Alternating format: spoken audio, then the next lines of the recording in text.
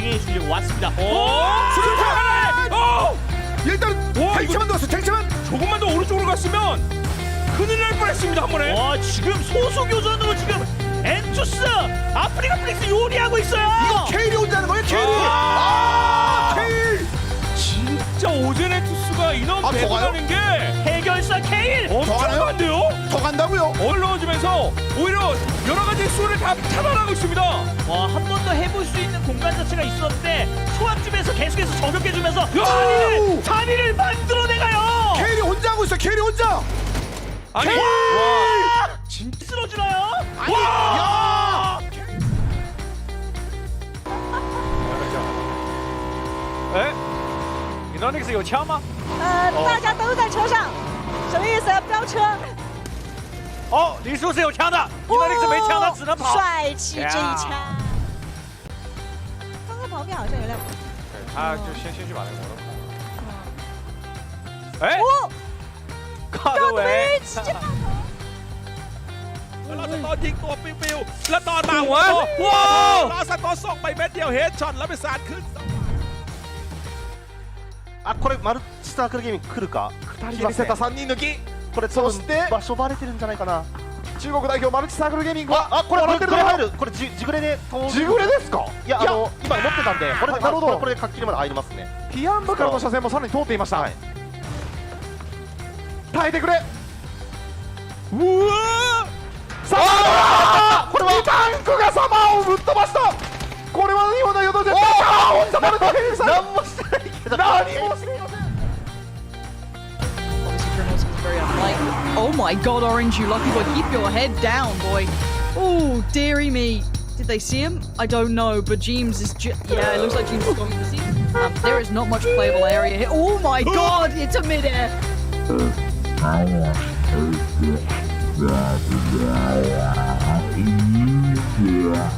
Very confidently from here now. As you can see, the circle is not doing anybody any favors. Oh! Solid nade onto Aliyah, but the vehicle is burning. Out of it we go, and it's time to run. Please don't crush him, no!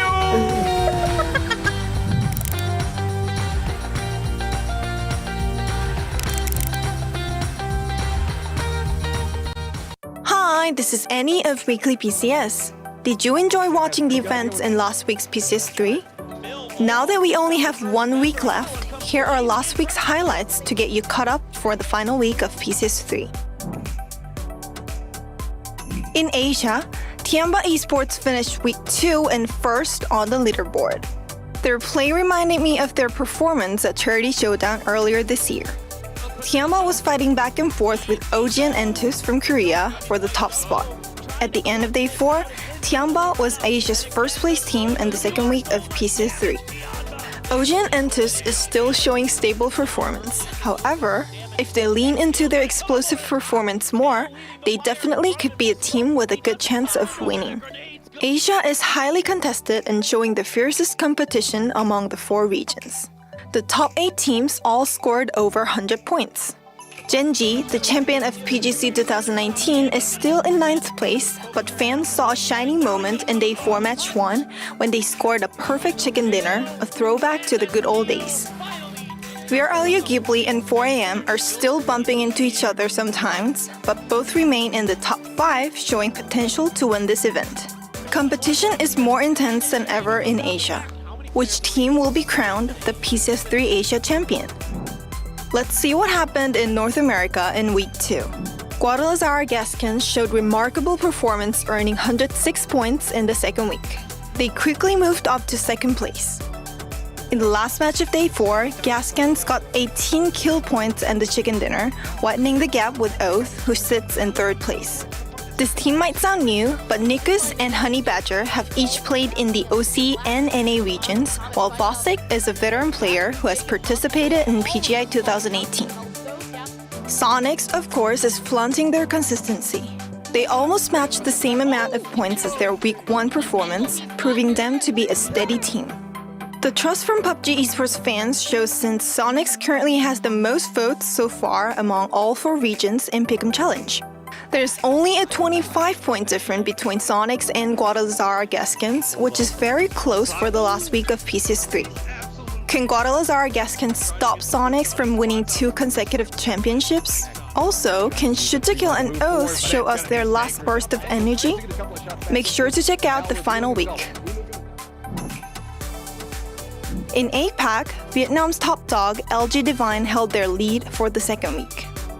However, they weren't as explosive as they were in the first week. LG Divine won 5 chicken dinners in week 1, but were eliminated in the early stages a lot during the second week. Miramar United Esports and Fury are chasing right behind Divine. I think I saw this happen in PCS2. Miramar United Esports is a team that has always been in top 3 throughout PCS events. In the second week, they've been overperforming and have the momentum of winning 2 consecutive chicken dinners for the last 2 matches. Will they finally seek a chance to take the throne? Fury lost the first place in PCS3 APAC due to an official tie ruling. They're not the team who always shows explosive performance in matches, but rather play smart, stacking up points to maintain high ranks. If they can win more matches though, they will be more likely to win the championship. Let's not forget Division X Gaming, who clutched many great plays with long case support, and Sharper Esports, mostly consisting of former Golden Cat members, who are both following closely. Let's see which team will win the championship in APAC. How was the second week in Europe? Europe, as expected, is a very intense region. Digital Athletics, Tornado Energy, and Northern Lights are still in the top 3 teams in week 2, even though their rankings have shifted slightly. Team Liquid has put in the effort to rise the ranks and compete for the lead in second week. Digital Athletics is showing amazing performance so far. It's a team that breezed through the open qualifier and they have a great potential. They enjoy sending themselves on tricky situations, but they also stack up points steadily and have finally topped the list. Tornado Energy, who finished first in week 1, was briefly knocked to 4th place during Bay 4, but rebounded after a 16-kill chicken dinner victory in match 3. Northern Lights have been showing really stable performance for the entire 2 weeks. Even though they slipped a bit on day 4, the gap between first place is only 10 points, not a lot. Who will be the winner of the last PCS of 2020 in Europe? We won't know until the last day is here. PCS3 has only 1 week left, and this is how the Pick'em Challenge looks so far. Are they teams that you've picked? The last week of PCS3 starts on November 19th. Check out which teams will become champions in 4 regions.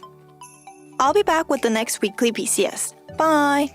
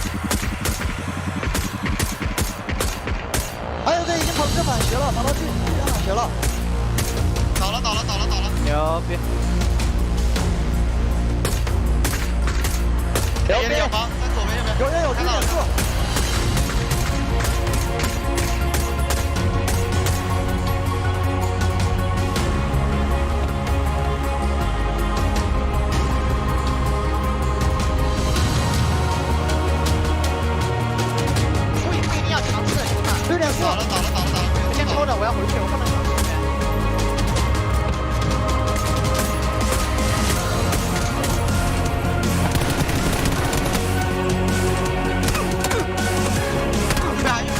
我说这边哪还有一个兄弟啊？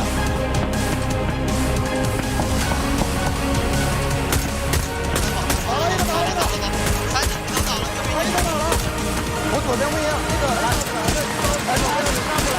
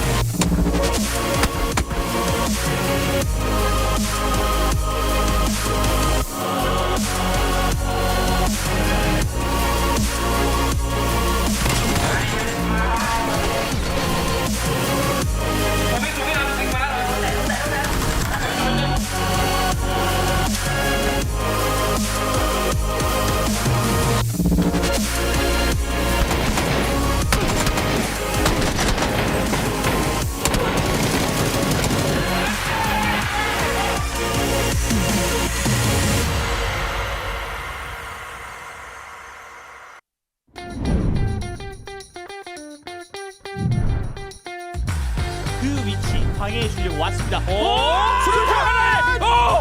일단 탱크만 넣었어. 탱크만. 조금만 더 오른쪽으로 갔으면 큰일 날 뻔했습니다 한 번에. 와 지금 소수 교전으로 지금 엔투스 아프리카 플렉스 요리하고 있어요. 이거 케일이 혼자 하는 거예요. 케일이. 케일. 진짜 오제네투스가 인원 더 가요? 배분하는 게 해결사 케일. 더 가나요? 엄청난데요? 더 간다고요? 얼러지면서 오히려 여러 가지 수를 다 차단하고 있습니다. 한 번 더 해볼 수 있는 공간 자체가 있었는데 초합쯤에서 계속해서 저격해주면서 자리를 만들어내가요. 케일이 혼자 하고 있어. 케일이 혼자. 아니 진짜 쓰러지나요? 아니. 야. 哎，Untitled 有枪吗？大家都在车上，什么意思？飙车？哦，李叔是有枪的，Untitled 没枪，他只能跑。帅气这一枪。刚刚旁边好像有辆。他就先去把那个摩托跑。哎，高德伟，直接爆头。 แล้วสตอร์ยิงตัวปิวๆแล้วตอนมาหัวว้าวสตอร์ส่งไปเม็ดเดียวเฮดช็อตแล้วไปสาดขึ้น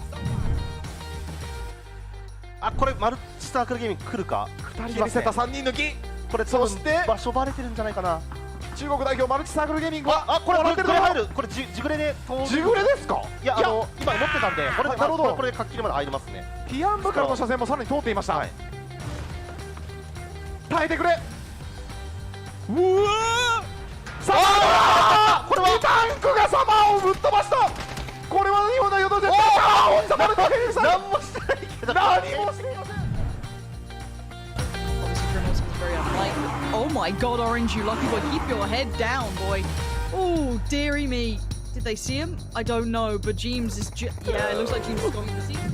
There is not much playable area here. Oh my god, it's a mid-air.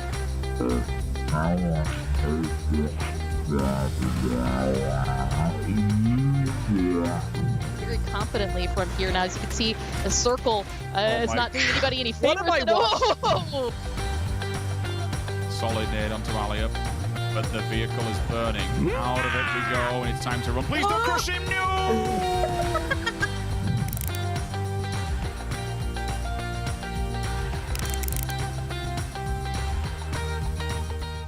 Hi, this is Annie of Weekly PCS. Did you enjoy watching the events in last week's PCS3? Now that we only have 1 week left, here are last week's highlights to get you caught up for the final week of PCS3. In Asia, PUBG Esports finished week 2 and first on the leaderboard. Their play reminded me of their performance at Charity Showdown earlier this year. PUBG was fighting back and forth with OG and Entus from Korea for the top spot.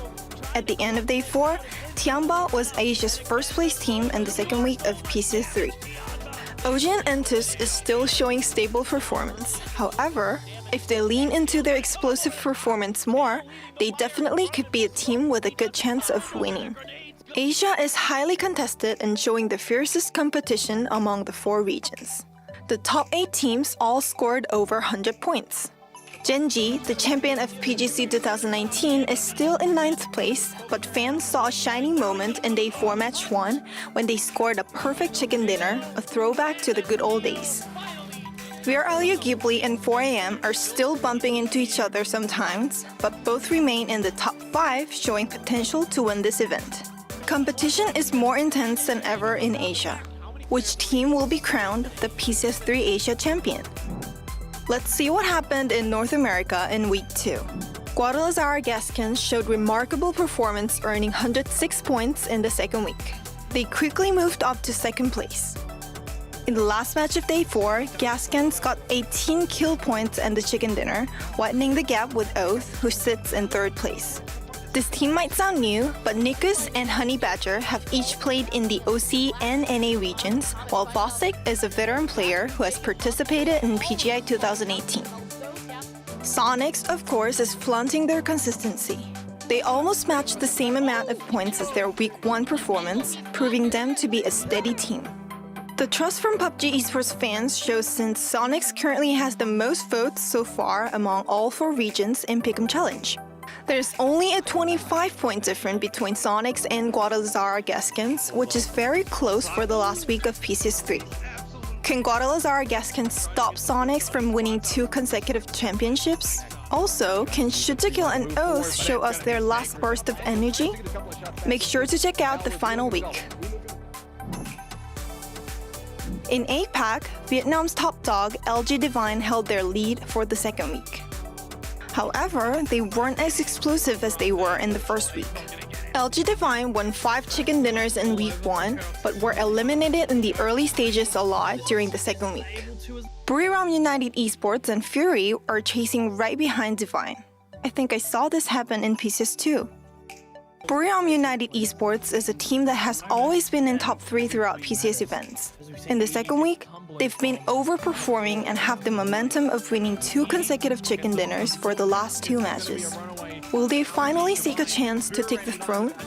Fury lost the first place in PCS2 APAC due to an official tie ruling. They're not the team who always shows explosive performance in matches, but rather play smart, stacking up points to maintain high ranks. If they can win more matches though, they will be more likely to win the championship. Let's not forget Division X Gaming, who clutched many great plays with long case support, and Sharper Esports, mostly consisting of former Golden Cat members, who are both following closely. Let's see which team will win the championship in APAC. How was the second week in Europe? Europe, as expected, is a very intense region. Digital Athletics, Tornado Energy, and Northern Lights are still in the top 3 teams in week 2, even though their rankings have shifted slightly. Team Liquid has put in the effort to rise the ranks and compete for the lead in second week. Digital Athletics is showing amazing performance so far. It's a team that breezed through the open qualifier and they have a great potential. They enjoy sending themselves on tricky situations, but they also stack up points steadily and have finally topped the list. Tornado Energy, who finished first in week 1, was briefly knocked to 4th place during day 4, but rebounded after a 16-kill chicken dinner victory in match 3. Northern Lights have been showing really stable performance for the entire 2 weeks.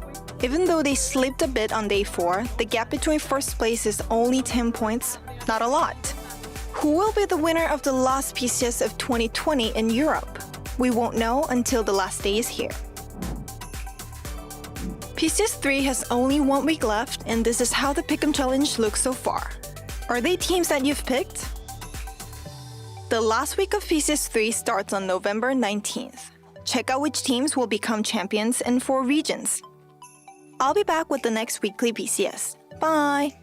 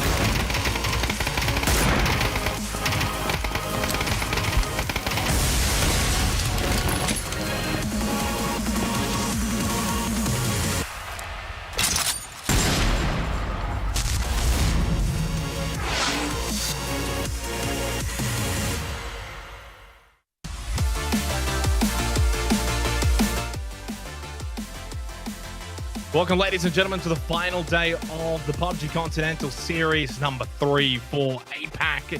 4 games remain to see who we crown as the final winner for APAC in 2020. LG Divine, of course, still looking for a potential back-to-back, but they've got a challenger in Miramar United, who currently right now occupy top spot on the leaderboard. 178 points to the 164 of LG Divine. So we'll have to see with 4 games to go if this time LG Divine can be the hunters rather than the hunted. Welcome back, Alfish Guy, to close off PCS3 APAC. It's been basically since the first weekend that we saw you.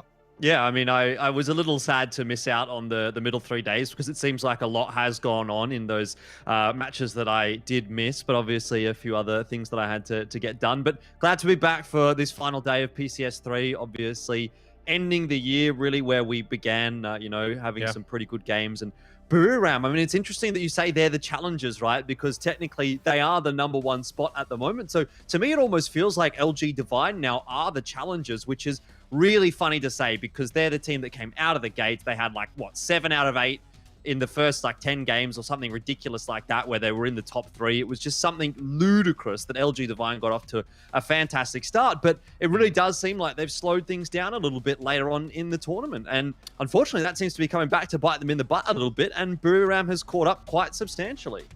Yeah, it's been since round 7, basically since you were here, that LG Divine last got a chicken dinner. We go back to the very beginning, the first weekend, 5 of the first 8 games, all wins for LG Divine. You can see it there on the overview, even at one point picking up 3 in a row. But since then, it's been the Miramar show. They've picked up 3 wins. Didn't quite get one yesterday. That was the Cerberus and Angel Alliance share party, 2 apiece there, 2 on Miramar for Cerberus and 2 on Erangel for Angel Alliance, which we'll touch on that shortly. But ultimately, in terms of the battle for the top 2, yeah, Miramar, they're on top, and we'll see if they can remain on top as well.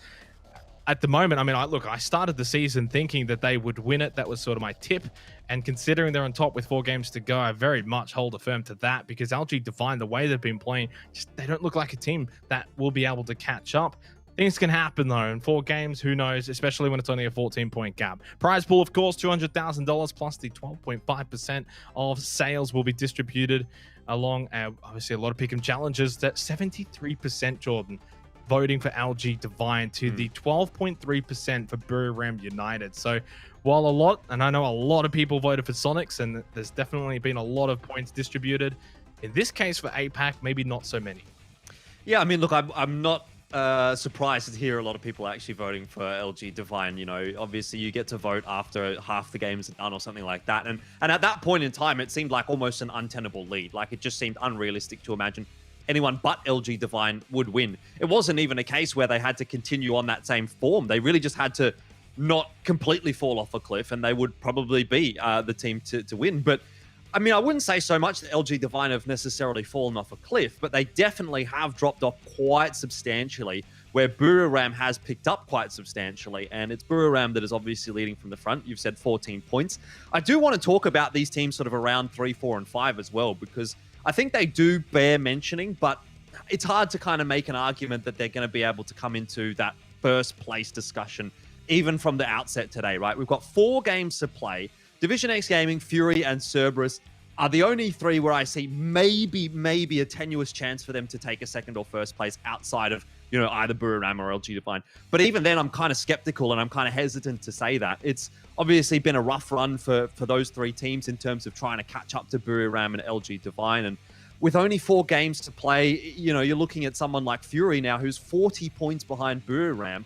It just doesn't seem realistic unless they're getting 15-point games every single game today, getting something like a 60-point day, which is just, off the charts, basically.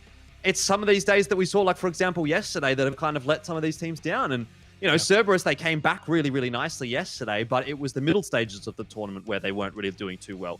I mean, the case is a bit different for Fury, where they had, a 12-point day yesterday. I saw that as a statistic, and that's really disappointing, right? Because they were in that race, and I think even if they would have had maybe a 20, 25-point day, you could make a bit more of an argument for them here. But 40 points just seems a little bit too much for me to say that they're going to be able to overturn that. So in my mind, like, there is maybe a small chance, but realistically, I'm looking at Buriram, I'm looking at LG Divine. I think that's the main storyline coming into today, and I don't think we're going to see anyone overtaking either of those teams. Yeah, we'll know pretty quickly on, really. First game of the night, it will give pretty much the full indication as to whether or not there might be a third or a fourth team challenging LG Divine and Buriram. Whether that's them having good games or Buriram having a bad game or even Buriram having an amazing good game. Buriram could come out game number 1, get 30 points and basically shut up shop for the final 3 games. So they can basically end it all off their own doing here. We've seen on the damage and now we see on the kills, both led by Buriram United, with 3 members actually in the top 5 for damage as well. They've been a force, they've been a reckoning, and it's been a long time coming as well throughout 2020. Always second, always third, never been able to get first place, and this time they've really put it all together. And ironically, with one of the best players as well on the bench in Jowman, I mean, it's the perfect 5 roster. There's not many better really in the world in terms of overall core 5.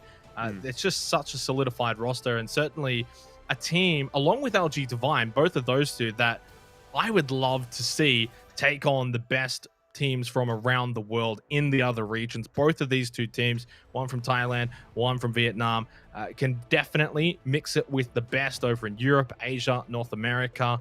They're just fundamentally sound. They've got their set play styles that they both like to play, very different approaches to PUBG as well, and they're both successful, and that's what makes them successful teams.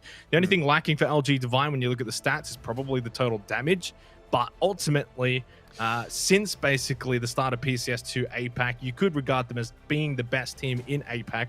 The thing that is a blemish, though, is that 11th place in PCS1 APAC. We go all the way back to a little bit more of the start of the year, and that was their biggest blemish. They were a team that lacked consistency. They found it, though, and since PCS1 APAC, they've been regarded as the best. Yeah, I mean, a couple of things to touch on there. I think, firstly, I want to touch on the total damage, and I think a lot of that is actually due to the way that they do play the game. You know, we see Buriram as a bit of an edge team. They like to come around from just the outside of the circle. They like to frag out, and they take a lot of these fights in the sort of early, mid stages of the game. Whereas for LG Divine, we know that they just crash center. They get themselves sat in a compound, and they don't necessarily tend to do too much fighting until the last 2 or 3 circles. So that's why you see a bit of a discrepancy there.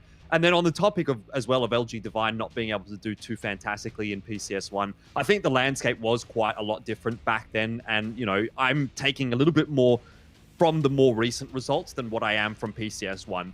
The one real takeaway, though, for me for Buriram is that it is obviously an incredible level of consistency for them, but we haven't seen them actually win yet in a PCS competition. They've been here since the Charity Showdown. They had a pretty good performance there as well. They did really well in PCS1 and PCS2, and I almost feel like it's their turn to win a PCS, if that makes sense, right? Because they have been, to be quite frank now, based on what we've seen so far and whether or not, you know, Fury can come back into this, the only team that's actually been consistently at the top of PCS for every season, right? If Fury drops off this season and doesn't make it into a top 3 placing, which is possible, then it's actually really only going to be Buriram that has been able to hold those top 3 positions for the entirety of the year. So, I mean, it's kind of unfair to say that they necessarily deserve that place already. We've still got 4 games to play, but I just think it would be a nice finish to the year if they were actually able to get that win on the board, because it has felt like they've been that most consistent team within the APAC region, the one without the cherry on the cake. Yeah, we spoke to Waikikamuke yesterday from Fury, and he pretty much laid it out blank that it would be a deserved win for Buriram United based off 2020 and the campaign as a whole, that, you know, they've been so close yet so far multiple times. Obviously, Fury themselves came as close as anyone can without actually winning, but Buriram have done it just as consistently as them. And when we sort of closed out PCS2 APAC, that was basically the story, was that throughout the year, Buriram, Fury, consistent, but I think LG Divine especially then showed that at their absolute peak, if they bring their A game, they're the best team. And they definitely showed that to start PCS3 APAC, but it's now become a trend over the last 2 PCS events where LG Divine start well. They start like a, you know, fish out of water. Like, well, that's not probably the best way to say it, but I don't know, house on fire. They start like a fish in the water, and then maybe they end like a fish out of the water. They're like sharks in the water, circling all of the other teams, eating them all up. 5 out of 7 chicken dinners. They couldn't have started better, you know, in any other fashion, realistically. I mean, the first 4 Miramar games, all wins, unprecedented numbers. But yet, something happens to them around the midpoint. We saw it in PCS2, and now in PCS3, where for whatever reason they cool off, and then they're maybe just not getting as much circle luck as some like to say. Who knows? Fortunately for them, there's still 4 games to go. So if they can find that shark form and become the monsters again like they were in the first 5, 6, 7 games, they could definitely steal this away from Buriram United. We head to Miramar for our first match of tonight. It's our final 4 matches of 2020 for the APAC region. This is it. It's do or die time for Buriram and for LG Divine. LG Divine looking for back-to-back PCS events. They would be just the 2nd team in the 2020 calendar year to do so, along with Sonics from North America. And of course, Buriram looking for their very first PCS title win right at the last second. Yeah, and obviously there's going to be a lot of discussion around Buriram and LG Divine tonight, guys. But I think we do need to keep a bit of an eye on Division X Gaming, Fury, Cerberus, Angel Alliance, and Sharper Esports. Those teams all the way down to 7th place. You can see 122 points for Sharper. It's still realistic, I would say, for them to get into 3rd, actually. And there's quite a substantial prize money difference between 3rd place and 7th place. There's 5 grand for 7th, 20,000 for 3rd. So if someone like Sharper can overturn a gap like that, then there's definitely some incentive to do that as well. It's not a 1st place, it's not a win, but at least it's a podium finish and still a very, very good finish to the year of PUBG for any team that makes it into the top 3. Right now, it's obviously Division X Gaming that has got that position on lockdown, and they have a little bit of a lead over almost everyone except for, I guess you would say, Fury, who they're only 4 points ahead of. But that is a circle shift to start things off, and it's going to be a great day here, I think, in PCS APAC when we get a circle shift like that off the bat. I'm there with you when you're getting these sort of circles. I'm not going to... I mean, well, we can't end on Miramar for the final game, of course. I think Miramar out of Erangel can definitely have the most wackiest of circles. The 1% chance, though, if you go to the islands out to the east, or if you go down to, like, Los Higos. But obviously, only the 2 games of Miramar. After this, we then switch over to Erangel to close out this season of PCS. Buriram United, top spot at the moment, and we touched on it in the pre-show. You know, they're no longer the hunters. They're the hunted now. They've got a team, still a couple teams really, that are going to be chasing them down. I don't necessarily think we're going to be seeing any hot drops unless a team like Division X Gaming gets to within, we'll say, 20 points with 2 games to go. That's when you could start to think about it, because you've got to find that sweet spot where you're not too far behind or you're not too close that you can do it on your own, you know, terms, really. Because you look at a team like LG Divine, it's only 14 points. Why throw away your own chances by losing early to Buriram? So definitely no hot drops yet. Maybe on Erangel is where we could see some. Yeah, I think it's pretty important to consider what the context of that hot drop would be as well, you know, because it's not the kind of thing where you can come into it without any preconceived plan and just go, okay, it's the last game of the tournament, we need to hot drop them. If you remember the hot drops that we used to see and the ones that we've sort of spoken about in the past, it was like Incognito and Atletico in ANZ. And I think it was Incognito that hot dropped Atletico at the time. And what they had done is previously that night, they'd gone over the VODs and they'd looked at exactly what the rotations were like for Atletico at any given time based on any given circle. And they'd dropped in certain positions so that they could camp them basically on those rotations. And they knew exactly what they needed to do and where they needed to be at what time. It's not one of those things where you can just say, okay, well, I know that LG Divine likes to drop here. I'm going to land in the same city as them and just try and fight, because that's too much of a 50-50. It needs to be, okay, I know that they're going to be here at this point in time. Maybe I can set something up where I can catch 1 or 2 of the players off, and then we have a significant advantage to go in and actually take that proper fight. So the damage proportions and the kill proportions usually around that 30% mark, ideally for the top damage or kill leader. Levi's just taking a bit of a peek here, close to long K. These are the other dynamics as well.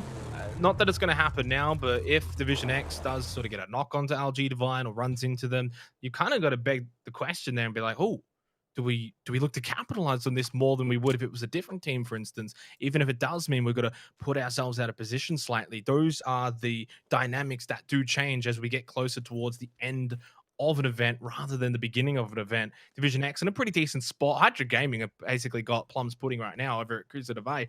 But LG Divine, water treatment, good spot, western side of the circle. They do like to push in, but I would imagine, considering the position they've got right now, high elevation inside of the circle, they would wait till phase 2 to go for maybe one of those Uber breaches.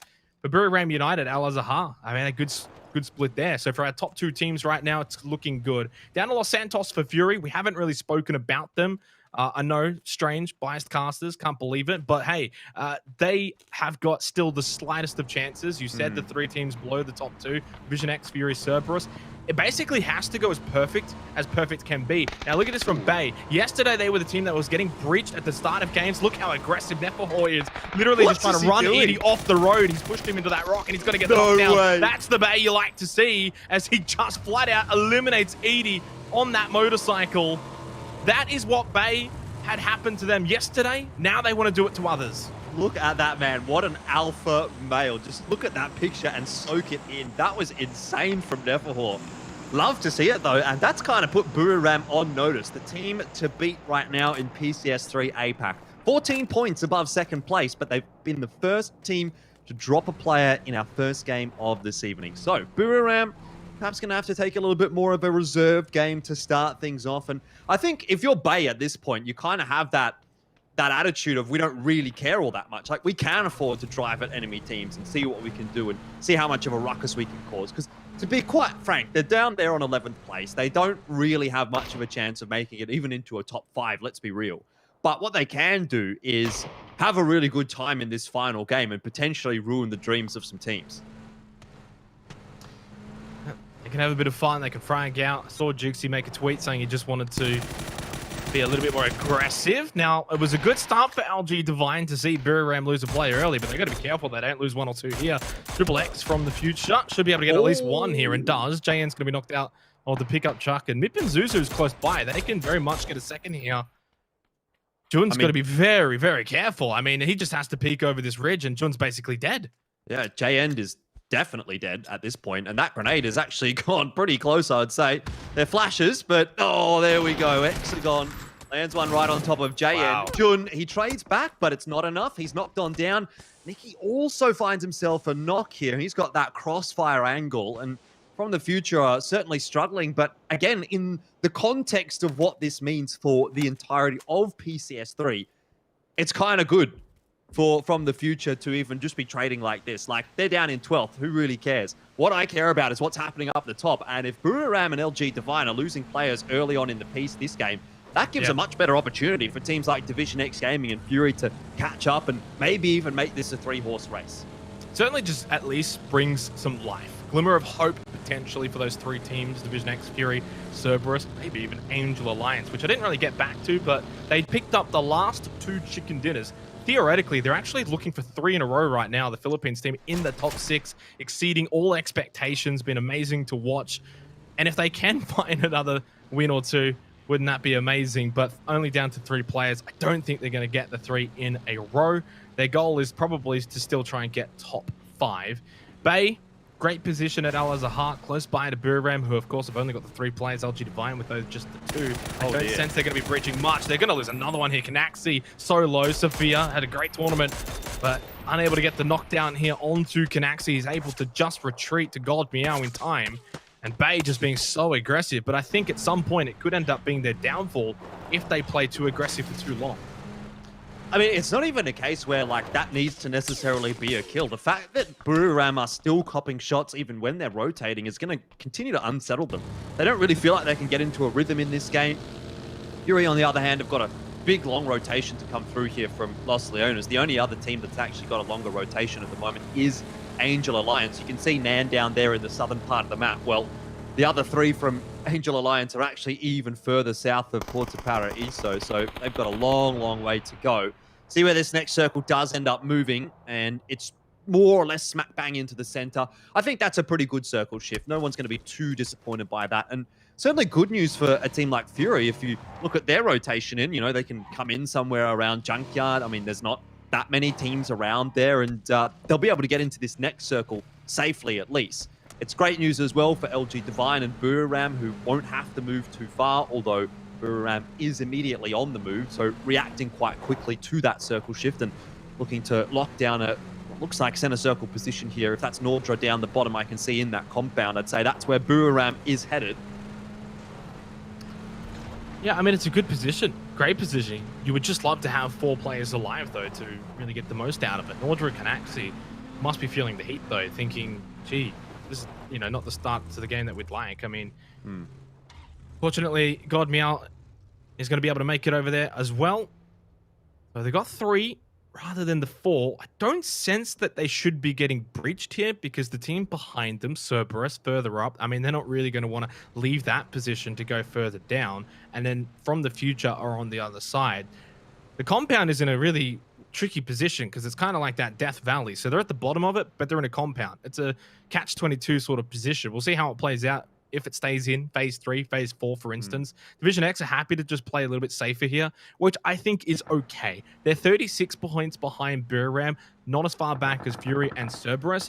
They can play to their own terms, at least for another game or two, and hope that it all just sort of falls their way, rather than trying to overforce their hand a little bit, like we've seen, say, from teams like Bay at the moment. Victim Rise making their way in. I think the goal would be to probably just not drop out of the top 10, currently tied with Magic Esports on 109 points. Another decent season from them. They had a really good season in PCS2 APAC, and well, they've pretty much repeated it again for PCS3. I think on the topic of Cerberus, they really just need to come in and do what they did yesterday. You know, they had a really, really solid day yesterday, looking like they're a team that might be able to finish strong, but I did just see one of their players getting knocked down by one of the Buriram members. I was going to mention that Buriram's position is not the kind of spot that they're likely to pick too many points up from. If they're down the bottom, staying in that valley, if the circle shifts on top of them, the fighting is going to be going on all around and above them, and they're probably going to be taking a bit more of like an LG Divine route through this game than what we normally see from them, which is that edge play traditionally. LG Divine don't quite have the luxury of resorting to their own playstyle, though. They're a little bit further out toward the edge, and they do only have a couple of players left alive.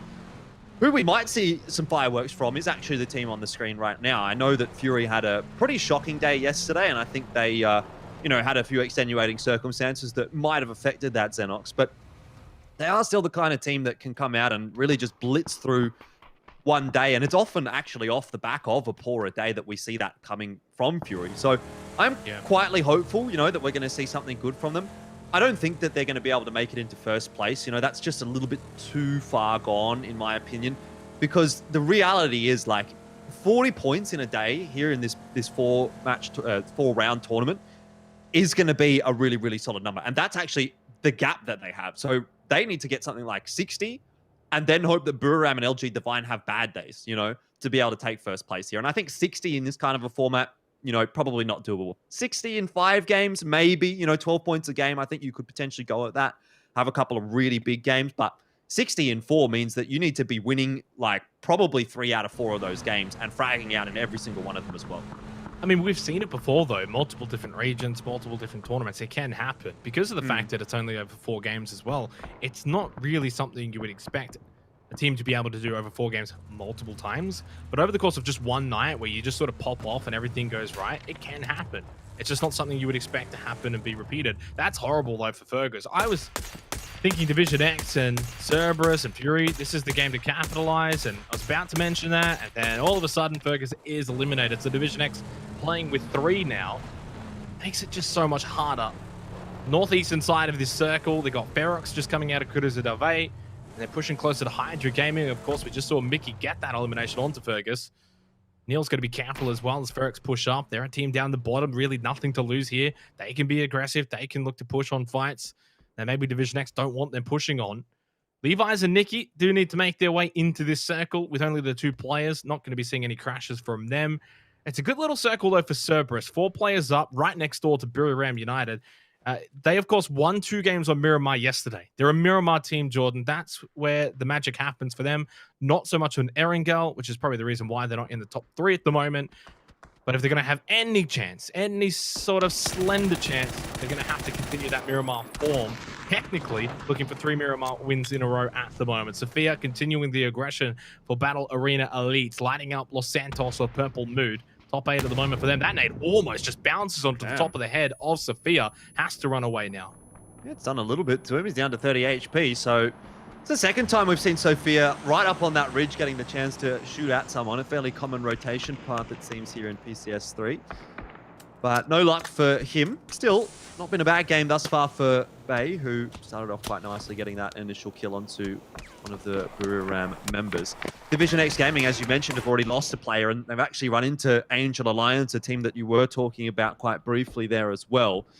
It is Angel Alliance that is going to have to push into Division X Gaming, so there might be a few points that Division X can kind of farm up here if they're a bit lucky, but it seems that they are stuck in a crossfire as well. They're getting shot by Hydra Gaming in the back as IQ 500 rotates up to this compound, so definitely not the ideal scenario for Division X Gaming to be in. And in that meanwhile, Ferox have actually started to push forward as well and start to get a bit of a wrap maybe on Division X Gaming. You can see they've sent Rain into a bit more of a forward position compared to where he was. He was kind of holding back and cruised the Val. So it's been going a little bit better for Ferox there as well, getting that rotation into the circle. But big question is going to be, one, A, why is Rain run himself over? And B, where is this circle shift going to go? And that's an interesting one. It's gone actually really far out to the west. And look at how much of that is just a field with barely any cover at all. I get the feeling that from this sort of circle as well, this is probably going to play into the hands of Levi's and Nikki. You look at the wheat field out to the very far west, that's a great sort of snake location. There's no teams really on the western side of this circle, so they're not going to necessarily have teams pushing them. When you look at the eastern side, it's jam-packed. These teams are going to go to and fro between each other trying to get into this circle. You know, Buram's going to have to gatekeep a few teams. Cerberus, really good compound, but they're at the crossroads. Where do they go after this baseball circle? Magic Esports, probably best spot in the house from the future. Not too bad either at the warehouse. And then you got Sharper Esports down to the southwest as well, looking pretty if they continue to hold this position. Fury outside of the circle, very much down to the south. At this point, they're going to have to either rotate past Victim Rise or through them. Oh, Waikatamukau is definitely on his way. He doesn't know Puchils is here. Will soon. Seed swaps and survives for half a second longer, but it's not going to matter. There goes one of the Fury members. Waikatamukau out of the picture early on in the piece. Long K has also knocked Mad Dog here, and Angel Alliance doesn't look like they're going to be going 3 from 3 here, Xenox. They are in a very big spot of bother. I certainly agree with that, as they are going to be eliminated in last place, first to last, unfortunately, for Angel Alliance. Really, anything from here is just a bonus. They've already had an amazing tournament as a whole, representing the Philippines. They can feel pretty happy with really whatever happens from here. LG Divine, though, as I said, there's now Unicorn that have pushed close by to them. You can see just on the other side of that ridge. There goes the 3-man army of Fury, sending it through the fields. They will rotate past Victim Rise. Basically, go to the crossroads now. You can see over in the whites, you've got Cerberus. Behind Fury on the other side, on the west, is Sharper Esports. They're just sending it down this highway, which is going to play right into the hands of Magic Esports. Juxie's found a kill onto Boss Sense, and Fury have decided to just pull up here, which is not bad. I mean, the terrain, it seems, has been able to at least block the vision of Cerberus, Magic Esports, and Sharper Esports. Yeah, so honestly, this is like the holy spot. This is about as good as it's going to get for Fury, because again, I'm looking at the map and like half of this circle is just a field. Purple Mood goes out in 15th place as we're talking about it, but I think Fury, with that rotation, are going to be the last team that's going to get a center circle position and not be too disappointed by where they end up, because really that looks like the only spot that there's going to be relative safety when this circle does end up moving. So we'll see how that ends up for them. Gen Foss here, cooking a grenade, knows that Day Trade is just above him. Grenade probably not going to get rid of Flash, and he'll be fine for the moment. You see Sophia dropping in the kill feed there as well. So Bay, maybe that aggressive playstyle seems to have come undone a little bit.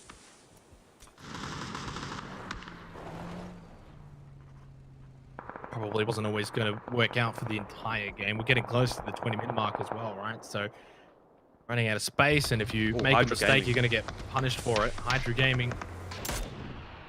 They're going right in on Fury at the moment, and just pulled up below them. Outside of that, that circle shift again is just incredibly rough for all of these teams that we're looking at the moment. Day Trade, Victim Rise, Buram, Cerberus, all these teams have to move. Angel Alliance from the future. It's a disgusting circle shift, to be quite honest. And considering these teams are actually fighting at the moment, it's not going to get any easier for them. Once they do inevitably, one of them win this fight, they're going to have a long rotate in and a hard rotate in as well. The smokes are keeping Day Trade fairly safe for the moment, but they're about to fade away. Grenades are landing on top of them as well. Victim Rise pushing up this hill. They want to get rid of Day Trade. That nade right in the middle. It's almost a field goal between all of those Day Trade players. They've survived by the skin of their teeth. And they're committing, though, so much utility. All of these smokes, which, as you mentioned, they're not inside of the circle. There's going to be a mad run for it. So even if they can survive this, they're not going to have the smokes to really push into the next circle. Under 2 minutes, you can see that blue now pushing in as well. A couple of members of ETR still in there. Chibrit getting taken down, will be knocked. Gemfos, Kamals, and Chibrit all just knocked immediately. Magsinus for Sharper Esports, third partying, getting involved. So there's only one up now at the moment for VTR. It's Samoy sending it into these fields, trying to just hold on for as long as possible. But Flood, 13-year-old with the perfection aim from a distance here for phase 5, gets Fury's second kill of the game. But we sort of go back up north. Unicorn, Magic Esport, one of those two teams surely is going to spell the end of LG Divine's run here in match 21. Yeah, well, one of those two from the future might be the team to spell the end of Buriram's run as well, because you can see they're the team that's actually inside the circle right now. They've got a bit of a read on Bay. They can also see Buriram rotating just to the south of them, and it's Buriram that's not yet in. So they're going to be copping shots from Bay. Nortress run over Canaxi, that's gone all wrong. God Meow at least does get rid of Loki's, and from the future will come in to eliminate the rest of the Bay players, but it hasn't helped Buriram all that much at all. Day Trade Gaming here as well. It's an utter bloodbath. Everyone's dead except from the future. Even Day Trade's lost a couple of players in that. But Buriram's out in ninth, and that's the important factor. That's the important storyline here for the rest of this game. The top team has barely gotten any points out of this game, and that double nade was insane. I don't know how Inside and Fury have actually survived, but they're somehow clinging to dear life. Yeah, by the skin of their teeth. Buriram only picked up 3 points for this match. It's not really a lot. Fortunately for them, the other teams below them quite a distance away didn't even really have good games. I mean, Division X Gaming, for example, as well, only picked up 5 points, so not a big game there. Cerberus probably too far behind. Fury lacking. They've only got the 3 players, and LG Divine, as we know and as we've seen, lost 2 players very early on so far. They've only been able to scrape 2 points together. How many more can Levi's and Nikki really achieve as well, considering they're right on the blue as well? Now, Fury do make the early move, as you said, over to the hut, because we've got the field finish. We've been sort of speaking about it for the majority of the game. The circle kept shifting over and over and over, and now it's finalized on this location. So Fury have gone early, but because they've gone so early, they're the only target. Everyone else is on cliffs. They're on the edge of circles. So Fury's the main target at the moment. That's why they got eliminated. Potentially went too early for their own good. Right idea, but it just didn't work out. Yeah, I mean, I get the idea behind that one for Fury, because they want to set up a little compound with the vehicles, but the problem was there was just such a crossfire, and there was nowhere that was actually safe inside of that little hut. They might have been better off fighting Cerberus, but to be honest, a 4-on-3, Cerberus with the high ground pushing in on top of them, I don't know that that would have gone all that much better for them. So I like the decisiveness from Fury, I'll give them that much, but unfortunately, it's not really going to do enough to close the gap against Buriram. It's still a 40-point gap, and now they've only got 3 games to play with. I'm prepared to call it there. There's no chance of a first place anymore for Fury. Maybe still for Division X Gaming, although probably not. It's really just a 2-horse race now, ladies and gentlemen. Well, what about Cerberus? Here's the thing, right? They've still got 4 players up in this match. The longer this goes on, the placement points go up. Likelihood that they find a few more kills. If they can get to around 150 sort of points here, that puts it down to a 31-point margin with 3 games to go. Not impossible. There's only 1 kill on the board, though, at the moment, and Subang's been knocked down, and they're still going to win this fight, though, against From the Future. This is almost sort of tournament-on-the-line stuff right now for Cerberus Esports, and From the Future have got the better of them. Already 1 knock. Sololsley has been taken low by Triple X. Fortunately, though, Hisaki has got the trade. 8 kills from the Future pop it off this game, and they're putting a dent into the campaign of Cerberus Esports as well. Down to 5 teams remaining. Sololsley, Basil. What can they do to somehow keep the hopes alive for Cerberus Esports? Gypsy Danger, I'm not sure exactly what just happened there. I guess he just wanted to die. I mean, as soon as he cops that headshot, waiting for Basil to get in the truck. As soon as he cops that headshot, he basically just has to give up, because he's going to be dead either way. So I think you're right. I think he was waiting for him to get into the truck, but the headshot came across from the Cerberus player, and that was that. He knew he was dead, so he just stood still and sort of took it. Basically, we're actually kind of looking at a position here where Sharper Esports should be the favored team to win, although that knock onto 6 sacks probably puts a little bit of a dent in their plan. It's actually going to be only 3 alive because no one can res him. It's gone... it's fairly central. Maximus might make the run here to see if he can get the res onto 6 sacks. Kim Siva providing the overwatch. Well, he probably wanted to make that run anyway, right? With this phase 7 circle, his position was very much on the edge. Sololzi, though, stops the medic from getting to his patient that needed to be revived. So Kim Siva's going to send it 3rd time's the charm, maybe for Sharper Esports. Make sure you don't run anyone over. Of course, you can't really see anything there with the smoke, but he does get in. We'll lay down one more. Obviously, no one's close enough that they can get to this shack. Well, not shack, but the hay bale position. Sololzi has been knocked. Tanoi finally gets rid of that pest. Basil, the last one alive for Cerberus. But yeah, no one's close enough to go for a sort of a nade. What this does do, though, is it does allow Unicorn to make the dash over, get into the circle, while Sharper Esport were getting all of those revives. So it meant there was less pressure on them coming in from the west. They're inside of the circle now here. And they're actually with a big chance of overtaking Ferox. Unicorn have been dead last since probably game 1, Jordan. And now with only a couple of games to go, they might be able to leapfrog. They're getting breached, though. Tonke is just absolutely sending it right at the res right now. It's Tuans. He's not even on the res, but he might have to be if you are going to be correct in your predictions, Enox, because I don't know if one player from Unicorn can survive long enough to actually get any more points on the board here. Tonke throwing all the utility that he's got right at that little hut, but the Molotov sails a little bit too far. He's got a nade in hand now as well here, Tuan, so we'll see if he chucks that one back at Tonke, but that's not a fun spot to be for Tuans from Unicorn Cyber. Okay, not. Look at him, he's on 1 HP. Never mind, he's dead. He's gone. Don't worry, he's out of there. So Ferox will retain 15th place. For now. For now, yes.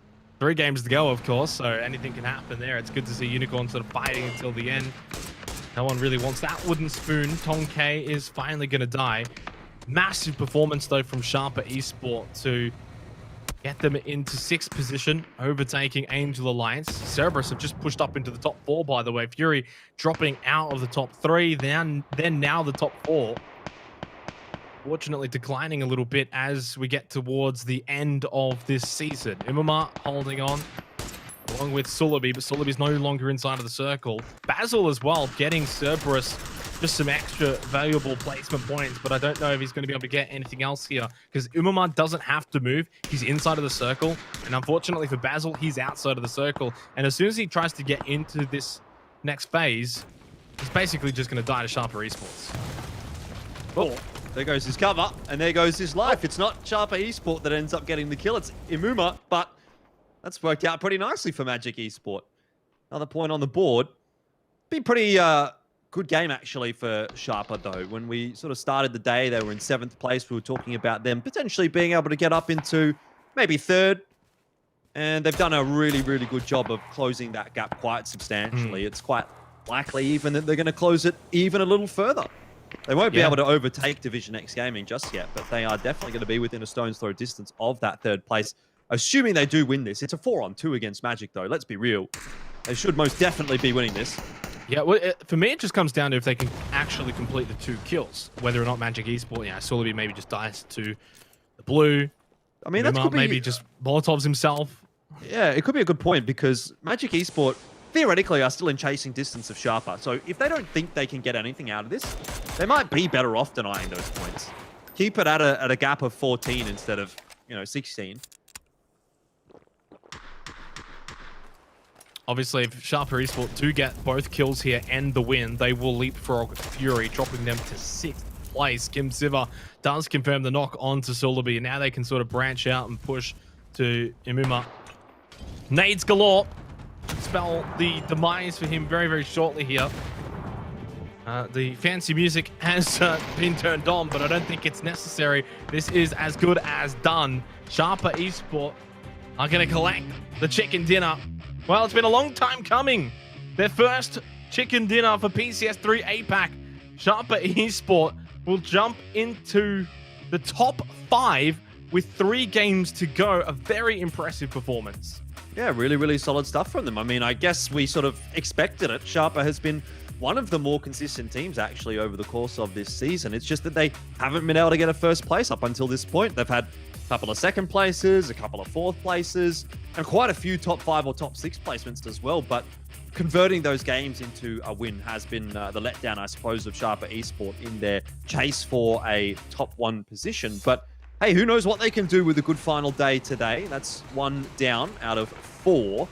Still probably not enough points on the board to be able to make an argument that they're going to make it into first place, but maybe even second place is achievable at this point. So definitely a good start for Sharper. They were helped out quite substantially by the fact that Buram, LG Divine, Division X, and Fury really all missed out on a pretty hefty amount of points in that one. It was really only Cerberus of the top 7 that actually got any decent amount of points aside from Sharper Esports, and that's why you've seen such a dramatic shift in the leaderboard. But does set us up nicely for, you know, what is probably a 2-horse race for first and second, but you can almost go all the way down to like even 8th now, considering Magic Esports kind of had a good finish there for a run-in for 3rd. Well, this is just really the trend of APAC. I always feel like whenever a top team, or even in this case, top 2 teams sort of have a lackluster performance, the teams in 3rd, 4th, and 5th, they just never capitalize. You just never see them go out and get like a big 25-point game and really capitalize. Cerberus got towards the end. I mean, they picked up actually a decent amount of points. 8 points is not really all that bad, all things considered, when you compare them to actually the teams around them, right? So ultimately, I think that was a decent performance. Basil did well to hold on to the end. But for Sharper Esports, the main thing is it puts them into the top 4, right? And of course, this is the old Golden Cat roster, where that roster was a top 5 team. So it's nice to have them back. Obviously, they've got Kim Siver now and Sharper Esports, and they've taken a little while to get going. They've shown glimpses. It's a little surprising this is actually their first chicken dinner, but ultimately it always felt like it was coming. It was always on the precipice. They've been good for the majority of this event without actually getting wins. Yeah, what's great is that it's also a pretty big win. You know, 10 kill win, you get 20 points. That's a pretty solid win from them. From the future, funnily enough, do actually take second place for that game, even though they placed 3rd. They still got a lot of kills. So they were really, really fragging out. We saw them be the demise, really, of Buram, and they certainly caused some problems for the other teams. But I guess, yeah, you just want to have a look at these teams that are sort of sitting there in 10, 11, and 12. It's Buram, LG Divine, Fury, all only getting the 3 points out of that game. And if you were really going to make a considerable argument for those teams to sort of be able to overtake one another, obviously LG Divine and Fury I'm talking about, they would have needed to have closed that gap a little bit there for Buram. But it's great news for Buram. They get only 3 points. I mean, that's not ideal, but it doesn't really matter too much for them when they have that 14-point gap going into the remaining 3 games. If they can just keep that 14-point gap all the way to the final game, they've probably done their job. It's not necessarily a case of having to increase it, but overturning a 14-point lead in one game is not an easy task.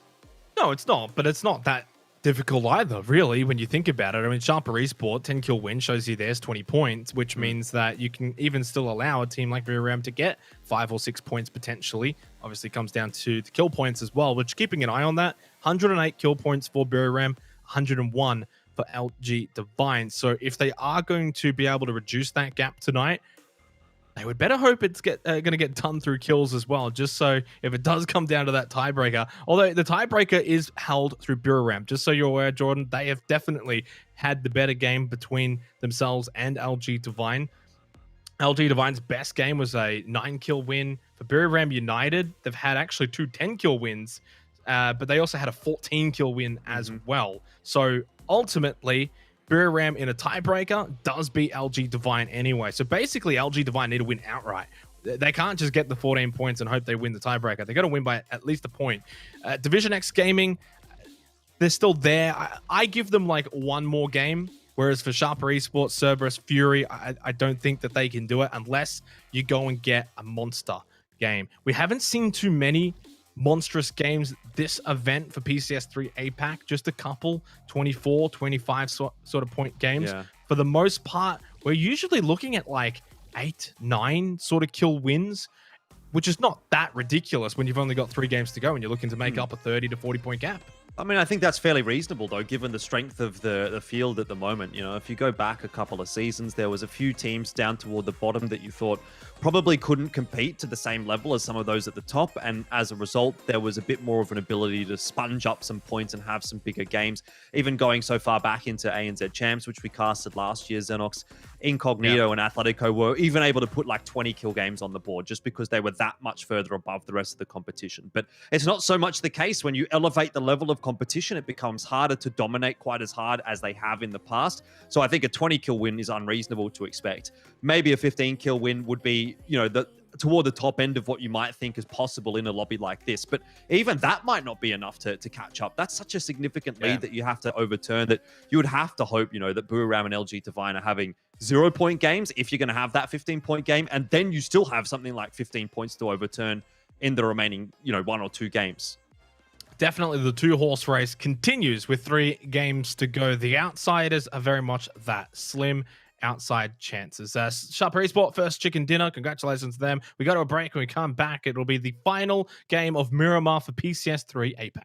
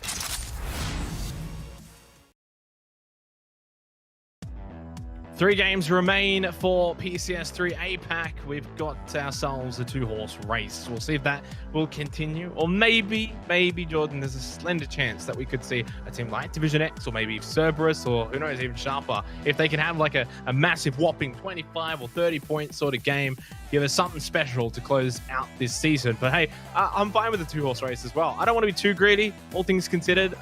Obviously, we had a very, very awesome finish to PCS2 APAC, so I don't know if it's going to be quite that special.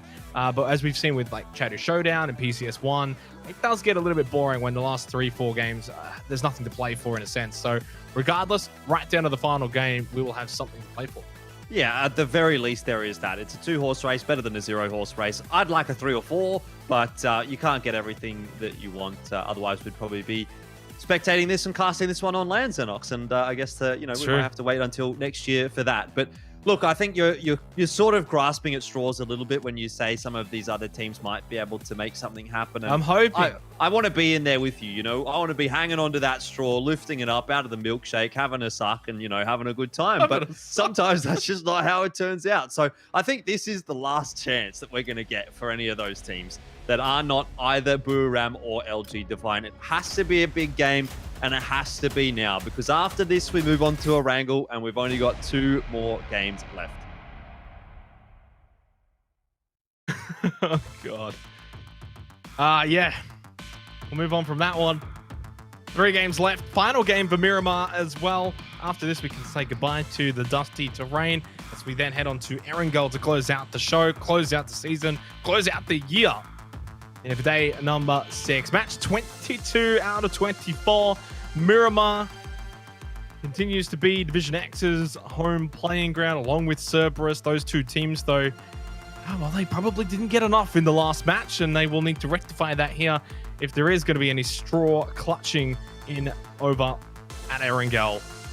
Long K, 27 kills, all Miramar. Jordan, next best, 19.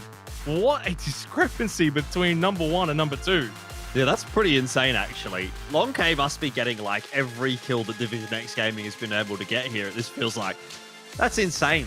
That's insane. 27 kills, you almost feel like that's probably pretty good for the whole tournament. You're almost getting 1 kill a game at that point, but 27 on 1 map, pretty unreasonable.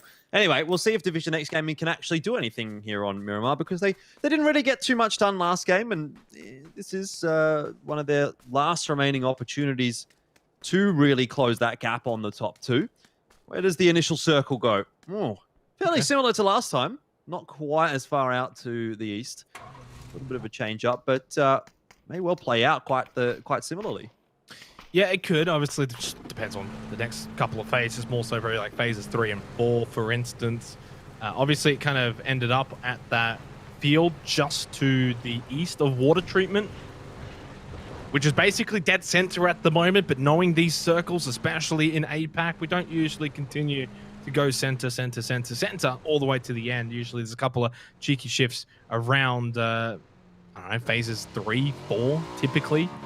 See how it plays out. Sharper Esport on your screen due to the fact they did win the previous game. Their first win of this season. Looking for, I guess, chicken dinner number 2. And it has got them up into the top 4. Tied with Cerberus. I mean, I'll tell you what, Jordan. If you could just take out Buram and LG Divine, could you imagine the sort of finish if Division X were in first in terms of points all the way down to like 9th, really, even. Maybe not so much 9th, but even Magic Esport, for instance. Really close at the top end. Very, very close indeed.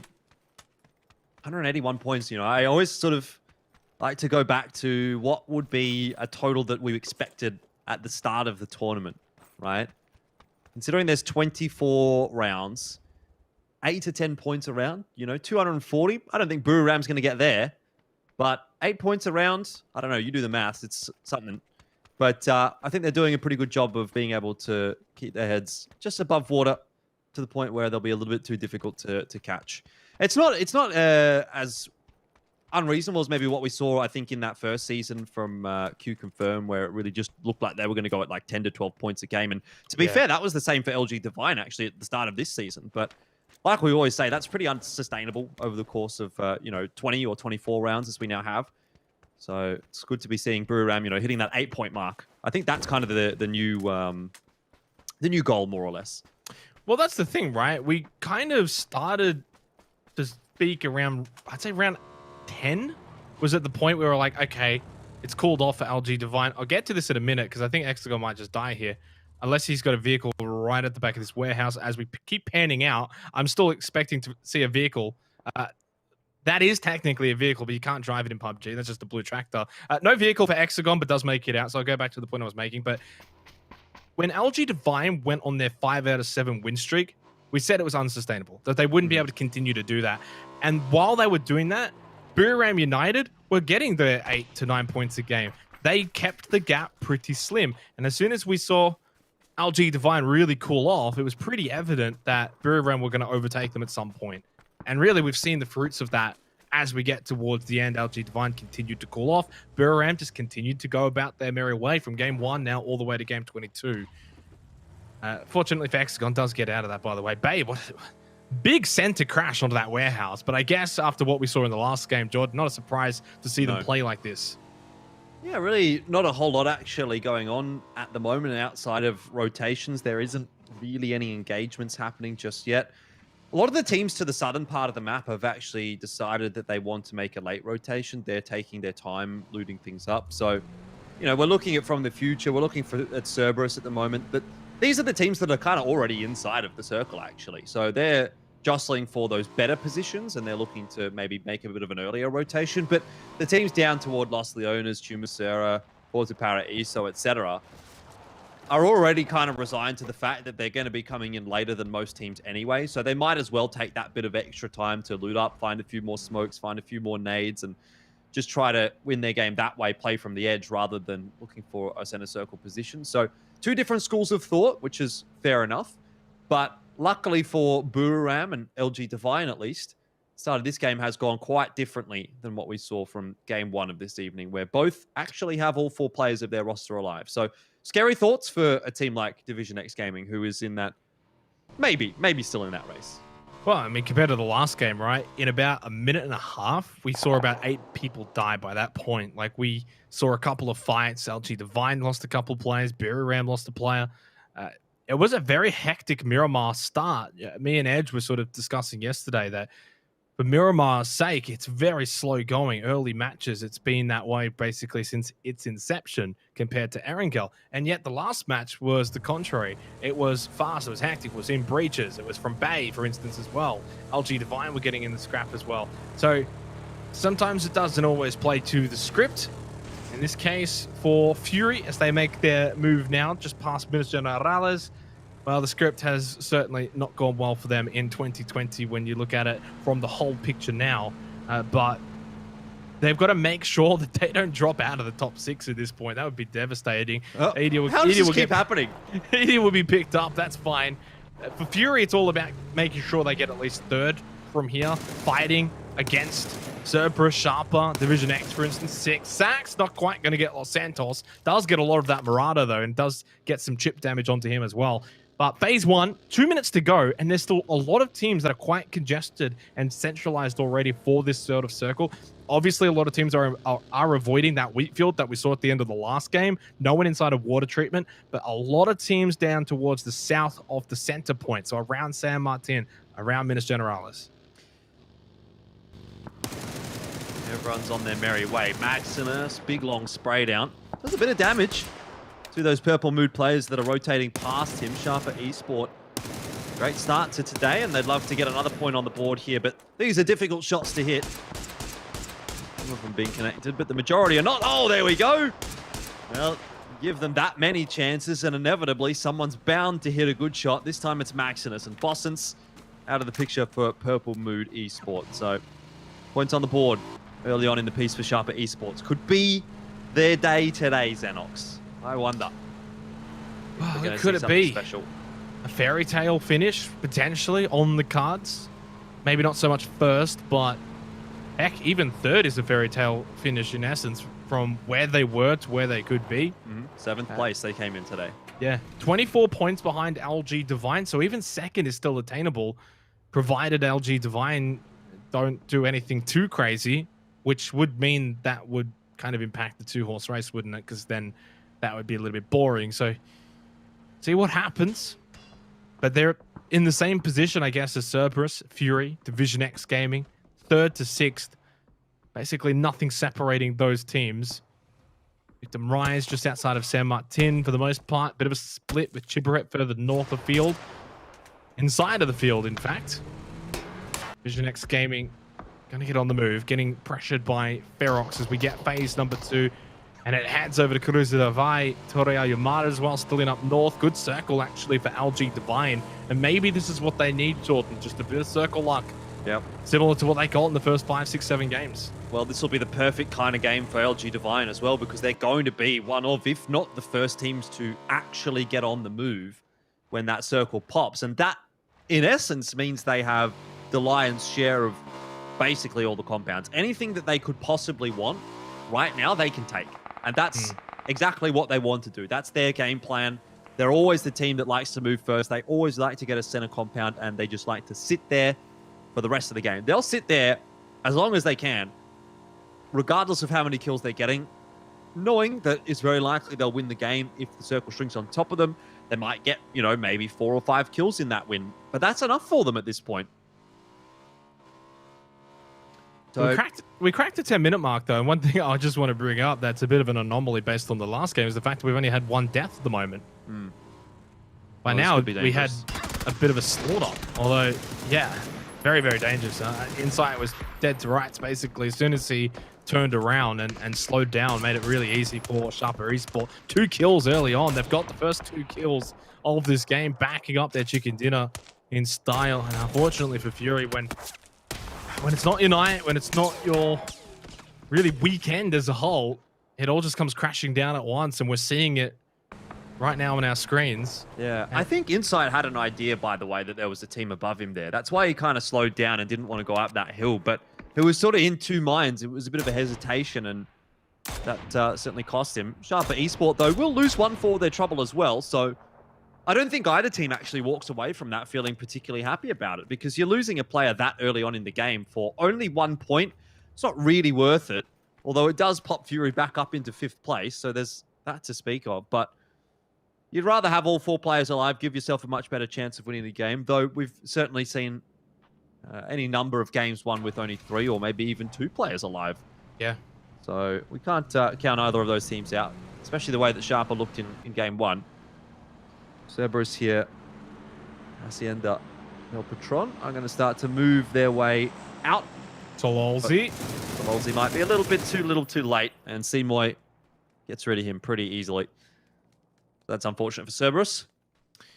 That's more than unfortunate for Cerberus, considering where they're at as well, tied with Fury of 142 points. Now they're in the same predicament as them, so less likely to capitalize on the misfortunes of both Sharper and Fury, right? They lose a really good player too. Sololzi has been the Robin to Hisaki's Batman, which is really what I think Cerberus were missing in the earlier iterations of the PCS events, PCS1, PCS2, etc., was that it was all about Hisaki, and if he wasn't there, then they fell. But Sololzi has really stood up for this team since joining the roster. Sophia not going to take those shots at all, in fact, which is not like Bay apparently tonight. I would have expected him to somehow fly over there and try and breach that moving vehicle. Not possible, though. 10 seconds till phase number 3. Do we have a Cruiser Devi finish potentially? Or I'm thinking maybe we could still shift over to what is this mountain range around water treatment? And it is very much a mountain range, and we do get it, Jordan. This is a huge feed for Division X as well. High elevation, LG Divine 2-2 split. They're going to have to make a decision here. Division X are just going to need to be careful that they don't let Angel Alliance come in from behind them and ruin their chances in this game. Even Unicorn Cyber coming up, potentially past water treatment, could be a concern for them as well. But we'll turn our attention to Buriram, who again is going to have to be one of those teams to rotate up to the north.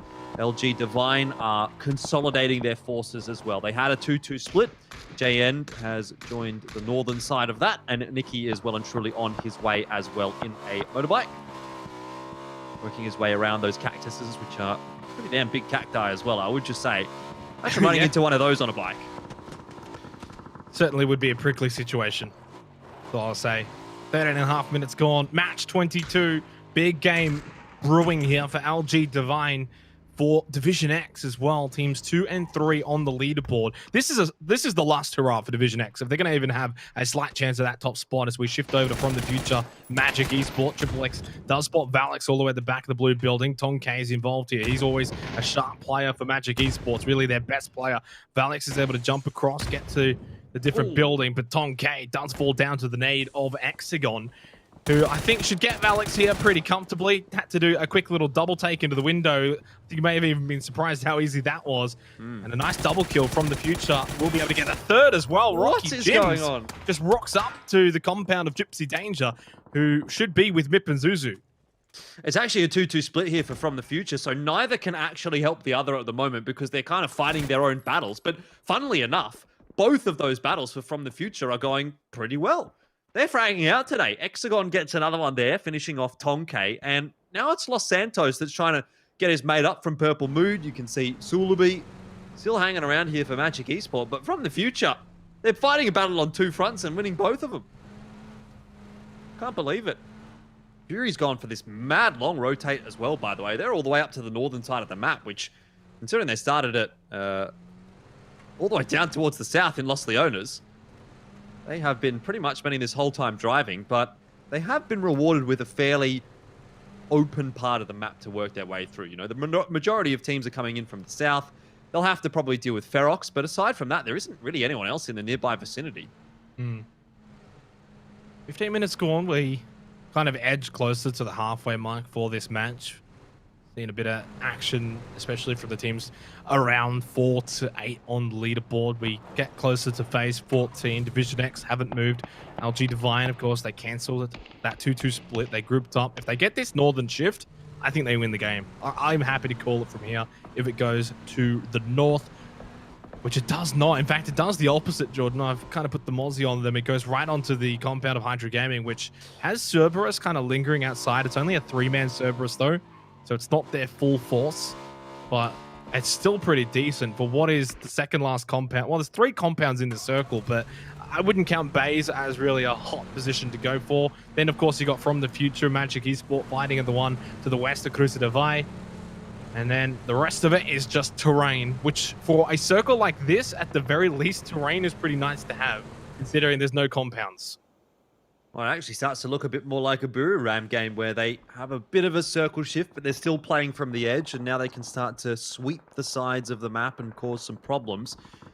Keep our eyes on From the Future, who are still in a bit of an engagement. They haven't been able to knock these Magic players out of position, but they've got all 4 players in this compound now, and Imuma is about to find that out. Mipan Zuzu gets one more for From the Future, who continue to put in the good work for the final day of PCS3 APAC. Just one more player to find from Magic, and it's Sulaby. They know that he's upstairs. They've spotted him out now as well and done a bit of damage. So Gypsy Danger is going to be leading the charge. Breaching straight on in there. And there's just no chance, surely, for him. Oh, Sulaby got a double kill. Double knock, I should say.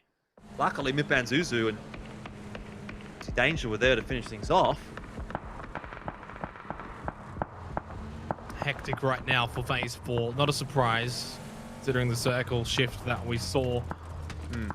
Fury at least found a shack, which the problem with this shack, you can kind of see it actually from Bryn's perspective. Thank you, Bryn, but there's nothing around it. It's just all open field. They haven't even really got terrain that's going to be able to block sightlines either.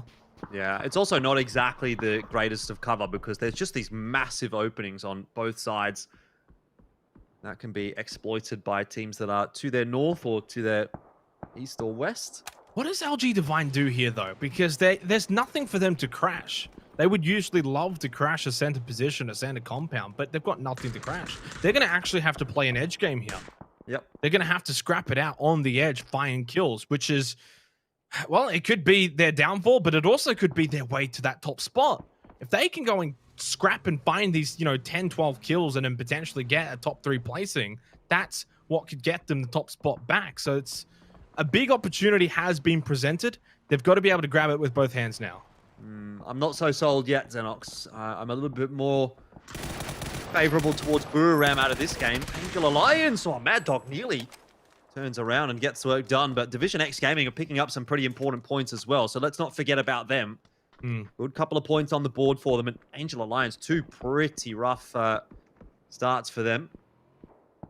Or ends even as well. Could be considered. 16th and a 14th or 15th. It's 15th place for them this game, but not that it matters too much. I mean, Vision X Gaming are the important factor. Well, LG Divine's on the move, and that's what we want to keep an eye on here, because I'm not sure how this edge game is going to work for them, but they're going to have to make it work. And they have some pretty difficult teams to get through in their route to the center of the circle here. Victim Rise, Day Trade, even Fury just over to the side of them could be all problematic.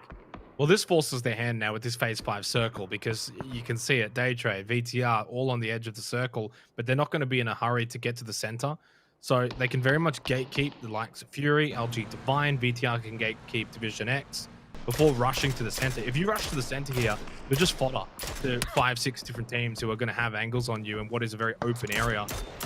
Miramar are going to get to do the same thing as LG Divine. They've actually got very similar positions just on either end of the circle. LG Divine on the north, Miramar on the south, but they're going to have similar sort of paths really for the remainder of this game. Basically having to push into the circle and push through teams and fight their way to victory. If Miramar lose theirs and LG Divine win theirs, well, you're going to see that leaderboard really shrink quickly.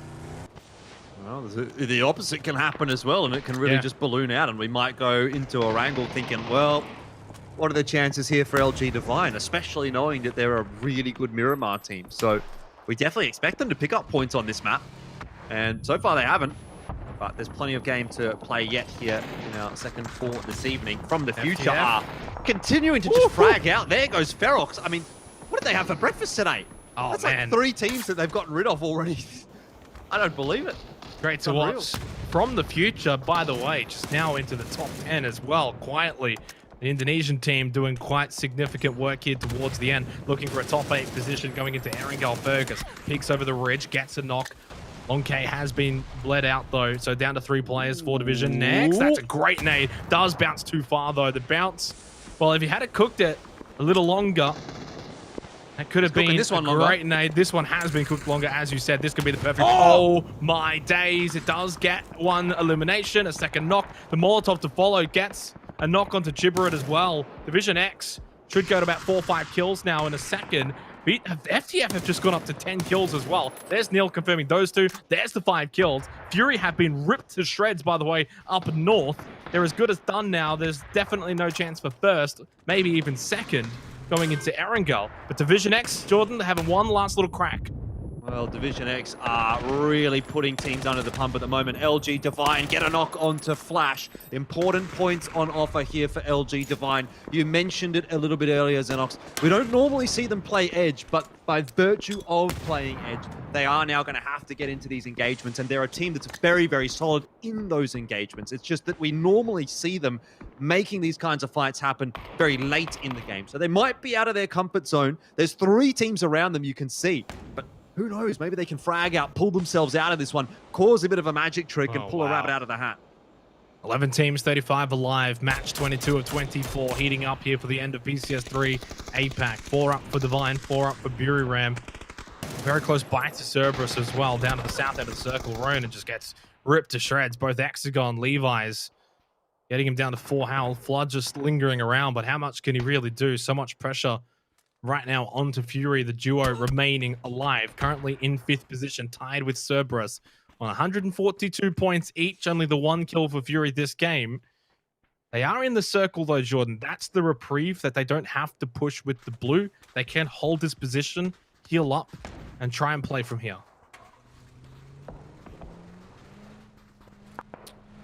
Division X Gaming down to 3 players, but surely they've got to know that it's LG Divine above them. They would have seen Jun get that kill. They would have heard the shots. They would have heard how close they are. So it's almost at that point where if they do know and they see LG Divine lose a player, they're going to just run north and try and force a fight on LG Divine as well, knock them out and close that gap, because that could be a potential chance into second. Let's not forget, Miramar is still alive with all 4 players down in the southern part of the map. They're not doing much this game, but they're seeing everyone else finish each other off. And all the Miramar has to do is make sure that they keep that point ticking over. 5 points a game, probably enough here. LG Divine have lost Nikki. Let's see what the reaction is from Division X Gaming and from Fury, both of whom start to run in this direction. Flood gets knocked down. JN finished off, but Jun is fighting hard. LG Divine are not going down without a fight. Well, I think LG Divine are definitely going down. It's just a matter of what can they take with them now. Levi's, you've got to confirm these. There's a couple of knocked players. If they can at least get 4 or 5 kills from this situation, it's then salvageable in terms of getting those points. But you can see 3 members of LG Divine dead. Only got 1 kill out of this exchange. They did have 1 prior to this. Levi's going to be flashed. That blue is moving, and he's not inside of the circle. Somehow, Fury with the 2 players going to come out on top. And Hexagon from behind. Great spray onto Flood. Ronan dies to Levi's as soon as he pushed over. Unfortunate timing for Fury, who were basically just about to eliminate LG Divine. Levi stays alive, courtesy of From the Future, who now have 11 kills this game, and they're edging closer to the top 8. 7 kills for Division X. And Jordan, they are edging closer to the 2-horse race. 29 points is the gap now. Haisaki for Cerberus does eliminate Simon, and Hydra Gaming are out in 9th, which means placement points are going to be distributed here for the remainder of the game. Fergus with a knockdown to Haisaki as well. Division X, they may only have the 3 players up, but they've got a good position out to the west. And they've just been hard-fed as well. The circle for phase number 7. Levi's still in. Buriram down to the southeast, though. They've just lost Nordra and Kanaxi. Buriram down to 2 players from this point onwards. In all of that as well, Xenox, Division X, they've actually gotten rid of Bay, so they've picked up 3 more points as well, just while you were talking. The rotation down to the south, they've cleared out that part of the map. Cerberus only has 2 alive. Below them, Daytrade only has 2 alive. Above them, Buriram's looking in all sorts at the moment, but they might actually come out of this with all 4 alive, because Just Moments is under pressure right now. The res is coming across onto Nordra. Kanaxi's already back up, so somehow, in some way, Buriram get through that one unscathed, and they might still be a driving force in this game. LG Divine resting on Levi's to keep them in this one. From the Future, what a late resurgence from them as well. 12 kills now, and they're making a run in maybe for a top 8 placing. But he can use this as cover compared to Hexagon, who obviously has to move, right, with the blue, so needs to push up. Levi's can't sit here forever, but if he does know Hexagon's coming in from behind, which it seems he does, we haven't quite seen his point of view, but the fact that he's sitting behind that truck and looking in this direction means that he's going to wait to the last second, whereas Hexagon will have to give up on this position. He can just walk back further down to the sort of the southeast, which is where the rest of the From the Future boys are. So he's not in a terrible spot, Hexagon. And actually drops to Mipan Zuzu, who's hit a very, very long shot across the map. 12 kills from the Future. Unstoppable right now on Miramar. Buriram down to 3.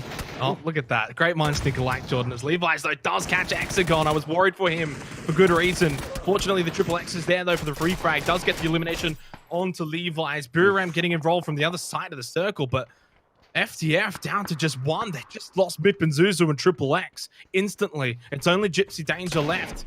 And Buriram have still got 3 alive. They're going to be able to extend the lead here regardless, unless they get eliminated right now, which then it still remains at just the 14 points. 3 players up. Next circle does not go their way, though. Once again, Buriram need to get moving. Can they find kills along the way? That nade's going to fall short from Haisaki of Cerberus. They do smell blood in the water, though. Cerberus pushing towards Buriram. I think Division X Gaming also need to smell that blood in the water. Edie finishes off Just Moments, so there is 1 more point there for Buriram.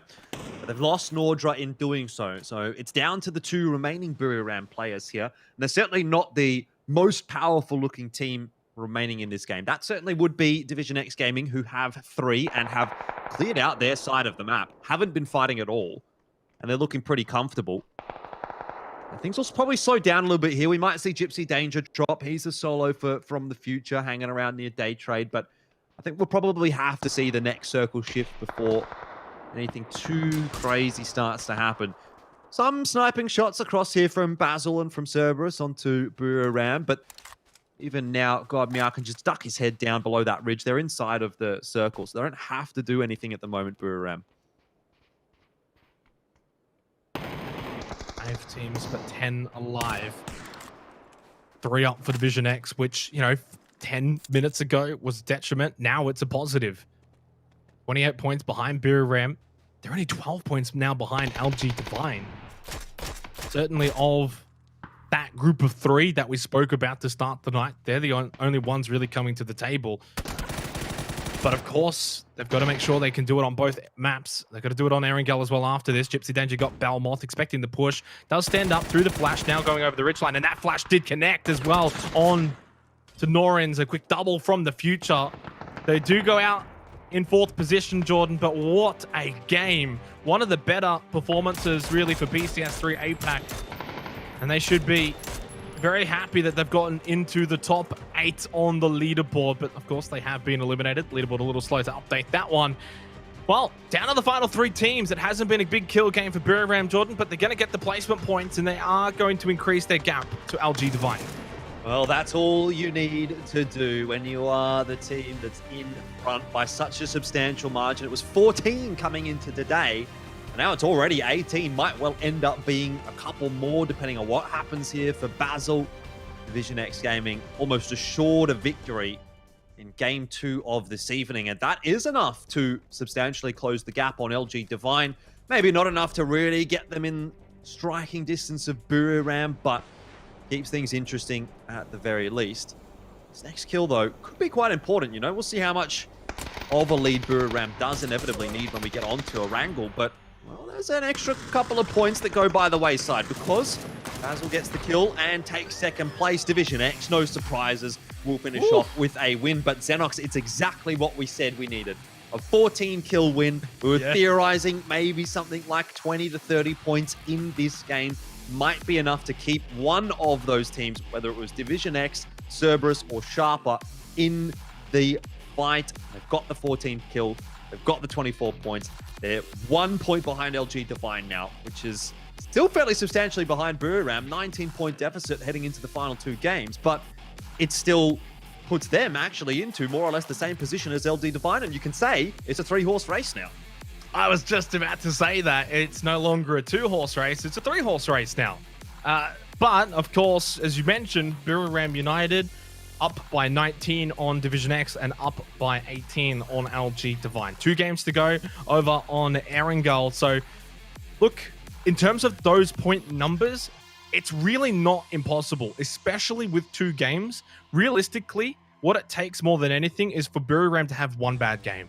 And if they have 1 bad game, and either LG Divine or Division X, or both potentially, have really 2 good games, that is the difference maker. Realistically, it has to happen though, and we'll see if it does. But as you said, it's a 3-horse race. The highlights though from match number 22, well, certainly didn't leave much to be desired. We got really what we wanted in the end, which is another competitor to the top. There's Sulaby's point of view, actually, where he got the double knock there. And interestingly enough, that was from the future. Could imagine if they had lost those players early on, Jordan, they would not have been able to have the amazing game that they did go on and have. Yeah, I mean, it all comes down to the little things. It's those butterfly effects that we always like to talk about here in PUBG. It's one thing that could impact another thing that could impact another thing later on down the track. And if one of those little things goes your way, it could actually end up being much bigger than it seems on the surface. It's a great game from Biram. It's a great game from Division X Gaming as well. I think we have to give a shout out as well to From the Future for having such a sick game there as well. Like, there was some pretty big numbers being put up by a couple of teams in game 2. But that's Miramar done and dusted. We've got Erangel coming up after this as well. So that's a change of scenery. Some of the teams that have been performing on Miramar might not be too happy to see that. Some of the teams that were maybe a bit disappointing on Miramar will be certainly happy to see a change of scenery. A bit more grass on Erangel, so it's a bit nicer to look at in my opinion as well. And hopefully that can turn some fortunes around. Here's the match leaderboard though. Division X Gaming, as I've said, 24 points out of that game. They really needed a big one. And it's actually 2 teams that have sponged up such a significant portion of the points. I don't know. I haven't done the maths here, but I think if you put 1 and 2 together, they've probably gathered more points than everyone else in the game combined. It would be close to it. Yeah, you're talking about basically the top 2 teams clearing out half the lobby, just about. I mean, in terms of kills, that's 29. They got 4 on each team as well. So there's 8 there. That's, what, 37, right? There's 64 in the lobby. So there you go. They've basically wiped out half the lobby together. So, look, big sponges that we don't typically see here at APAC. Usually you got a nice little spread and then it kind of tails off. And you can see it more so in terms of the effect here on the right-hand side of the leaderboard there. 3-2-2, 1-1, and then a bunch of zeros. Usually you got a couple of teams that are like around 9, 10, and 11 that are around like 4 or 5 points. So yeah, massive game from the future. 15 kills, 19 points in total, and that has shifted them up into 8th place. No chicken dinner yet, but one thing that From the Future has shown is their ability to find kills. 88, not bad for a team that's usually been in the bottom half of the standings. When you compare their kills to the bottom half, they're way out in front, so they definitely deserve to be in the top 8, and good representation as well to have an Indonesian team inside of the top 8, which I'm pretty sure I'm correct, but I believe we've got every single region now in the top 8. So that's in itself really nice to have as well. You got Philippines, Indonesia, Australia, Thailand, and Vietnam all inside of the top 8 one way or another. Ultimately, though, it's about the top 3, isn't it? That's where we turn our attention to next. The biggest thing that you can see, though, Jordan, I mean, I don't know if you've seen it, but it's the placement points now. LG Divine and Division X don't have the placement points of Buriram, but look at Division X's. 22 less placement points to Buriram, but they are the team that's got the most kills now in the lobby. Yeah, big discrepancy. They're really fragging out. I mean, actually, this was something I talked about on the first day when Buriram was like killing everyone, but they weren't placing at all. I was saying, you know, the fact that they're being able to win these fights on such a consistent basis does still make you think that they're actually one of the best teams in this lobby. And hey, what do you know? Over the course of now 6 days of competition, they are actually the best team in the lobby at the moment. And LG Divine have fallen off a little bit. So put it down to circle luck, put it down to skill maybe on Buriram's part. I'm not so sure. But LG Divine have fallen off substantially. Buriram have continued to put in that good work. And Division X Gaming, now you're starting to get that same sense as what you got from Buriram a little bit earlier on the point. And I think as well, by the way, Xenox, I know we've got to go to a break very quickly here, but I just want to bring up what happened for Division X Gaming in that final day of PCS Charity Showdown, right? It was they were coming from behind, I'm pretty sure. I have to have a look back, but I'm pretty sure they came back from behind in a very similar fashion to what they have been doing so far today. So can the impossible happen twice? Potentially. I did make a little slip up there, by the way. I said that all the regions were in the top 8, but Bay, I'm so used to them being in the top 8. Unfortunately, Malaysia, Singapore, they're not in there at the moment, but hey, we all make mistakes, I guess. 2 games to go. That's it. Can you believe we're getting down to the final matches to see who takes out PCS3 APAC? We do go to that said break, and when we come back, we head to Erangel.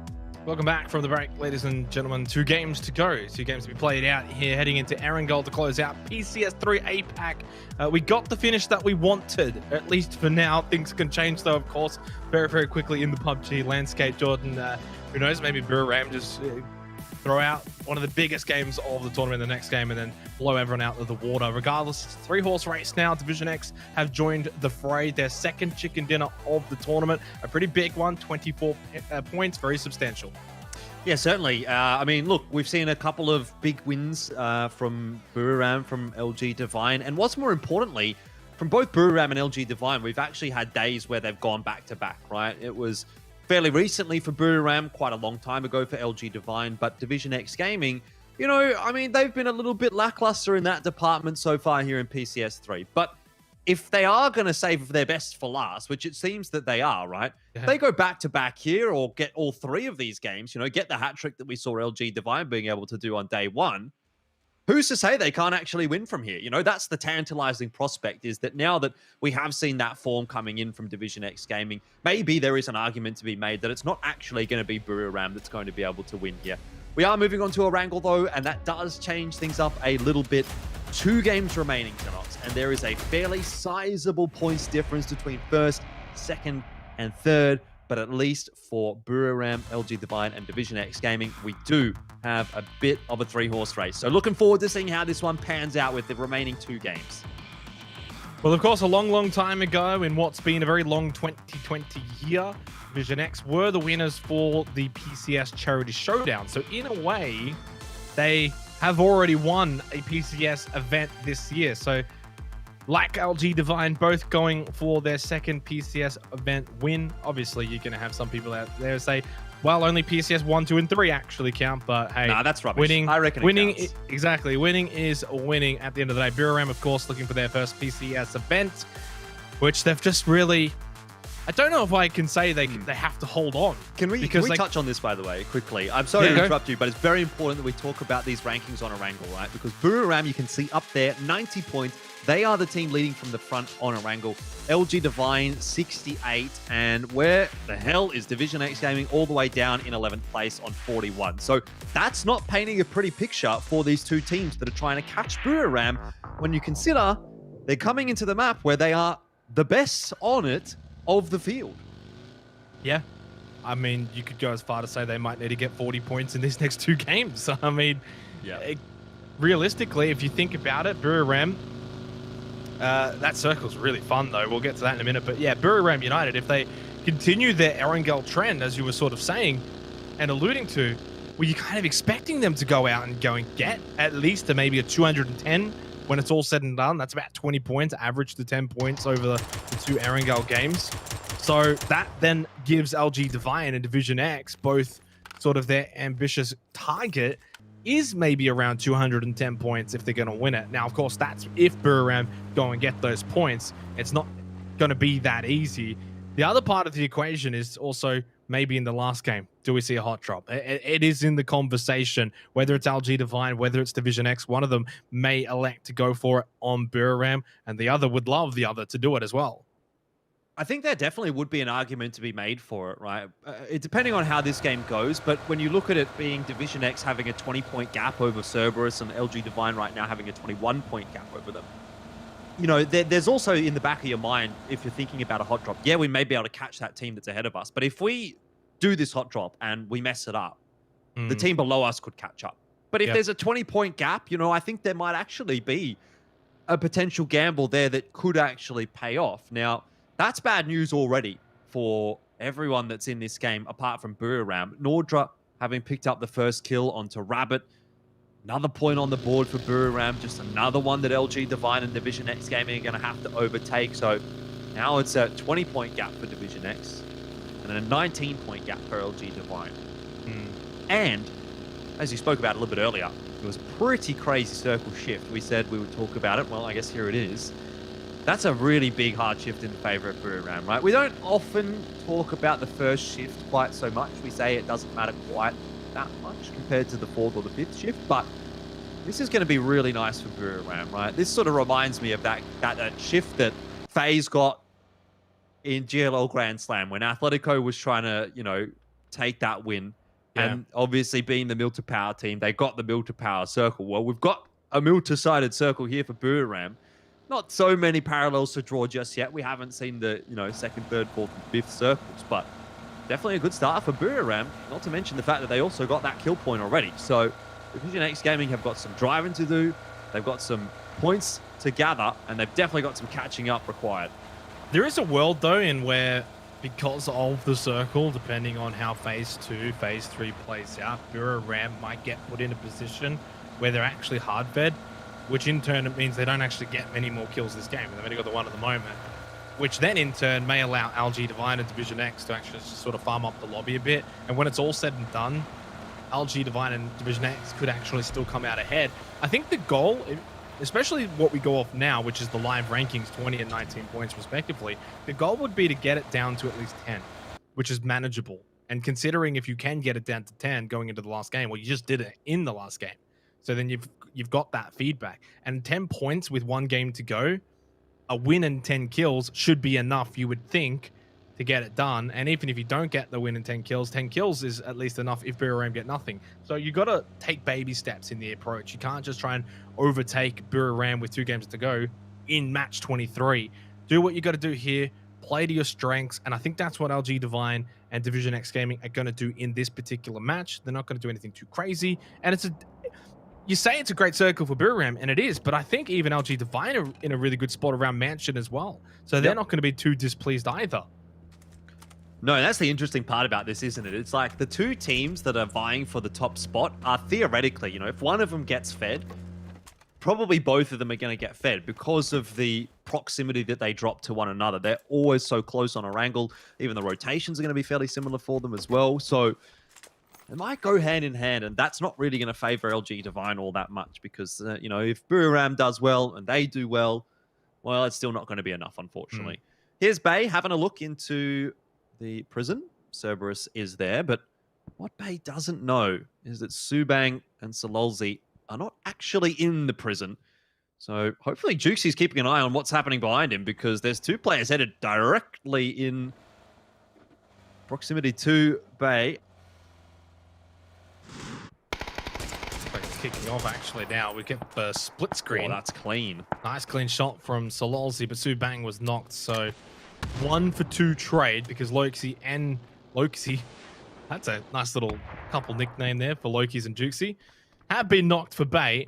Reinforcements as well arriving for Cerberus. Nofahor at the tree. I don't think he's expecting the push though to his left flank. He's watching ahead of him. Look at Basil. Going to be able to get the knockdown onto Sophia. Nofahor has to get off of this. If he doesn't get off of it and get a few knocks, they're going to basically die. They're all going to die. He's got too many to deal with. He got 1 knock onto Saki, but Cerberus will very much take these kills. Looking to, I guess, just lock up the top 4. I tell you what, I was talking about that 20-point gap between Division X Gaming and Cerberus, and that seems to have gone by the wayside pretty quickly. And what's worse is Buriram have heard all these shots. They've just decided to walk up the hill and say, thank you very much. Ooh. There's another kill for me. Feeding and there might be actually 4 on the board available to them. Cerberus have already lost 2. Buriram, no, they've lost 3. Buriram is not going to let this go by the wayside. Saki does not get out of here alive. Surely not. They are just going to hunt him down. This is what Buriram does best. They know they have an advantage. They chase it down, and they get those points on the board. That's why they're one of the best teams in edge kind of situations, is when they have the advantage, they can push it so confidently. And, well, Saki, it was going so well for Cerberus.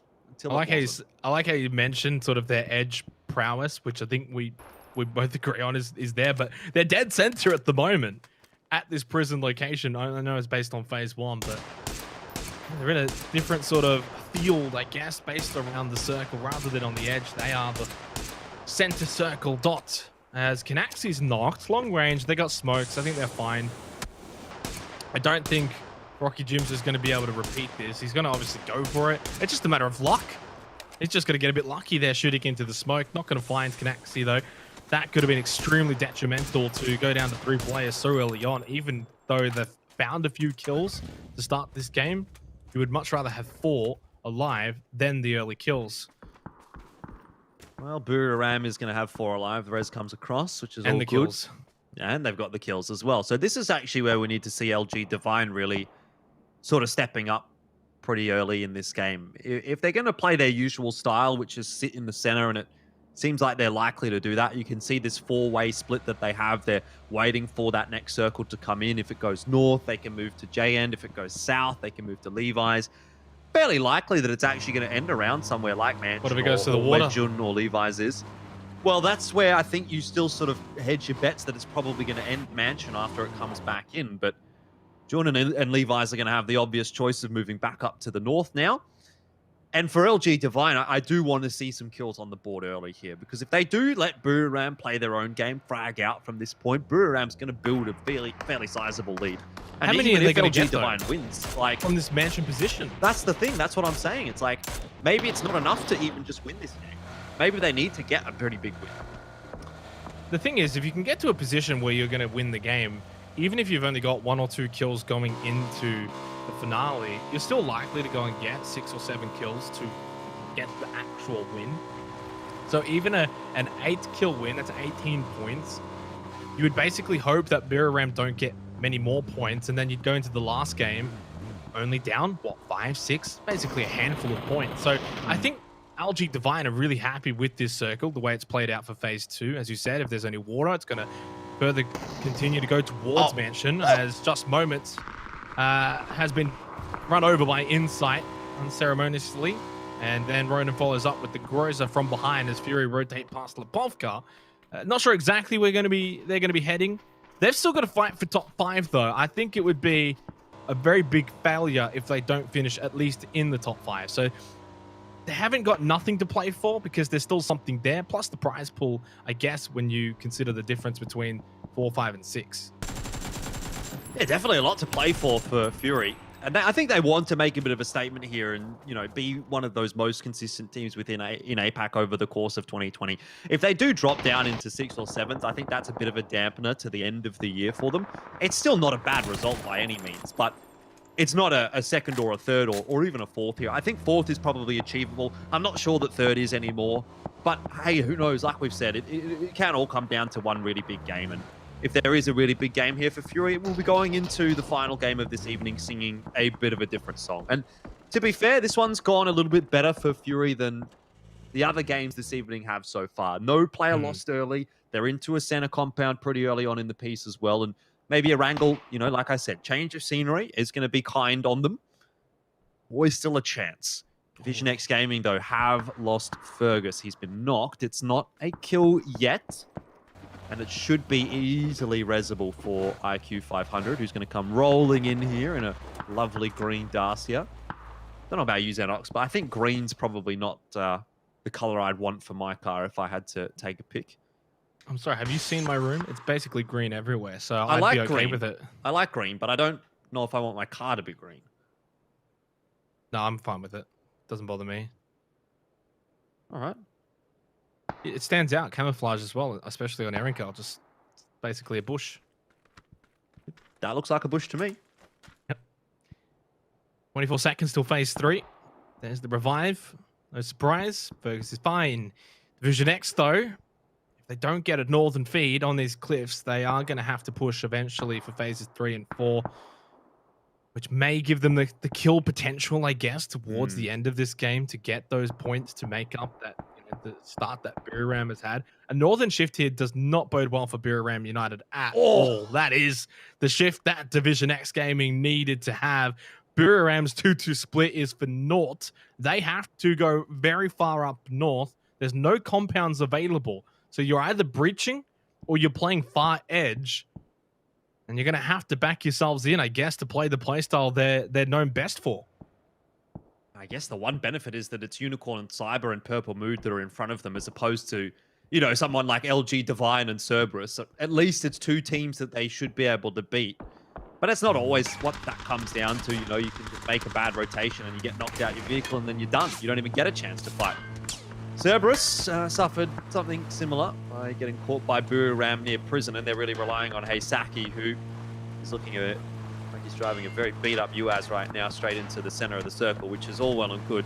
There's a change of vehicle if he wants it. He's broken a couple of tires, but has to go sailing on past. It's a bit too risky to get out at this point when he knows he's in a huge crossfire between Fury, probably even Angel Alliance can have a look down. Purple Mood might have some shots on him. This is a really good hill that probably Angel Alliance should have pushed out onto. Aisaki. Oh, look at this. Likely. Now, here's the bridge. Now, this is what LG Divine do, though, don't they? We've seen it time and time again. Waiki Kabuki are just going to get in the dance here and get out because it's only a 2-2 split. So they held on to the position. But LG Divine... Victim Rise is there, too. Are just constantly able to bridge compounds and get away with it more than any other team in the region. They don't even have to fight for it. You say Victim Rise is here, but now they're on the outside. What's he looking at? Jayen's literally in a Dacia in front of him next to the wall and he hasn't taken a shot. Victim Rise don't want to give away their position, or they just didn't realize that Jayen was in the car. I don't think he realized. He was sitting still in the Dacia. Yeah, that's what you do when the T-Rex is coming at you. You just stand still. They can't see you. Yeah. It's the best way to camouflage.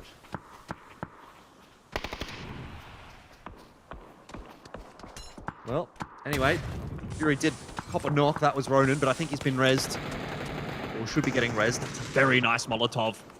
Flash has gone down here for Day Trade Gaming. It's not looking too good for them. Sharper Esports, they had a great start to today. They have dropped back down into 5th place, and Cerberus has overtaken them, but they're making a strong finish happen here, and so is From the Future. We saw a great game from them on Miramar to finish off there, and Japan Suzu keeps the pace up for From the Future. Oh, the pressure's just paramount here for Day Trade. Sharper looking to get involved. Lawrence did get to Noi, but was never going to get anything else than that, and there was only a knock at that. Blues finishing up here for Phase 3. LG Divine are in for Phase 3. Will they get the Phase 4 circle? No, they don't. Buram, LG Divine just cannot get a circle feed here for Erangel at the moment. Division X, on the other hand, Jordan, keep getting quite fortunate. Well, doesn't mean they're going to get kills, but it's the old adage. Do you want to get fed or do you want to get the early kills and be at risk of dying early? Division X have to convert this, you know. If there's any chance of them still coming away with the first place, they've been gifted a little bit by the circle, but that's not to say that, like you say, it's going to be so easy for them to finish this one off with a win. There's still a lot of ground to cover for them. They're not quite central. There's going to be a few teams headed in their direction. You can see Sharper actually at the moment rotating around the western flank just past the Yasnaya field. Ferox copping a few shots from Hydra Gaming. Ram will be able to stay in that garage compound if they want to. Oh, no. Sorry, I'm looking at LG Divine on the mini-map, not Buram. Buram definitely have to move. And they're going to be moving in a similar direction to Sharper, which might actually work out quite poorly for them because I don't think that that's going to be the kind of push that you want to be making up the hill into a team as solid as Sharper after probably having gone past Magic Esports as well. Here's some points on offer for Division X Gaming. 2 of them, in fact, and they're off to the races now. 3 points, maybe, as another player rotates right past. Long K can't quite land those shots. The Bossens is not long for this world. He's 1 shot away from death. He's dodging them all. And it seems he might just get to safety. How safe is it really? Because Long K is still watching. He's not going to be moving from there. Well, it does get Division X Gaming into 2nd place. Look at the top 3, though. All 3 of those teams have got 4 alive. Down to the south, though. We draw our attention to the heavyweight clash, though. Buriram United versus LG Divine, and it's not just the scoreboard. It is in-game as well here. Nicky's going to die, surely, if they take the shot. But Buriram, they do have to be careful, right? You can see it in the mini-map. Below them is the blue. So you take these shots, and you don't get what you really want, then you're going to be at a deficit because LG Divine can then gatekeep. And as soon as the down has been played, the 2 teams will know who they're fighting, and that may just change the ideas and the strategies a little bit. LG Divine have got basically everyone inside of the buildings, 1 over at the garage as well, 1 on top here at the double, JN down below. Buriram had to push immediately. As soon as they started firing their shots, it was go time. They had to make the push onto the compound. This is huge, though. Now that JN's got the knock on the Canaxi, they're going to look at this and be like, we've got to flush them. We have to get these guys out of the game, back ourselves in to win it, especially now in a 4 versus 3. JN does spot 1 below him, though. The skill bars is going to be hard to shoot through. You can see that with Nordra. He wasn't able to land the shots onto JN. Canaxi has been eliminated. Bleeds out to JN. 4 versus 3. This is huge for LG Divine. If they can knock Buriram out right now, they can still make a run in the final game of this evening. It's not looking fun for Buriram, but God Meow gives them a sliver of hope, and Nicky's killed himself with a grenade. Oh my He was God. hanging on to it as he got knocked. God Meow, at the very least, traded down by Levi's. But LG Divine, what was the dream start to this fight, has started to turn into a bit of a nightmare. Let's see what the final two players for LG Divine can do, but they're inside of the blue. Oh, Division X have gotten the hard feed here while LG Divine and Buriram battle it out. Buriram do get kill number 5, but they're only down to 2 players. This is the perfect scenario as well for Division X to sort of go on and win this game, but also for LG Divine. If they can get the last 2 members of Buriram while still having 3 up, not too shabby, but they do then have to leave this compound, make their way into the next circle. Look at them hunt down Nordra, who's just on the other side of this wall, getting beat up by BTR. Edie as well, further up the wall. Levi's jumps up, but it's Gemfos with the MK14 who gets the knock, gets the flush. Nordra's eliminated. Only 1 left for Buriram United. Ferox also looking at this compound. And I think right now the biggest thing that LG Divine should be doing, getting into this vehicle and getting out of this compound. Even if Buriram stay alive and you don't finish the job, you do not want to die here. Edie's going to stay behind. He comes back though and he gets JN. Only Levi's is up for LG Divine. It's gone horribly wrong. They have capitulated in the biggest of fights that you can have. Oh, it's down to just Levi's. He spins out. He needs to get back in. Nice little style point to turn that Darcy around with no tires, basically. Somehow stays alive, but not for much longer. LG Divine are out. They're 21 points behind Buriram with 1 game to go. I don't think they're going to be able to do it. On the flip, though, Buriram aren't going to get much more from this game because they're out as well. It's all up to Division X Gaming, Jordan. Can they capitalize? It's all on them.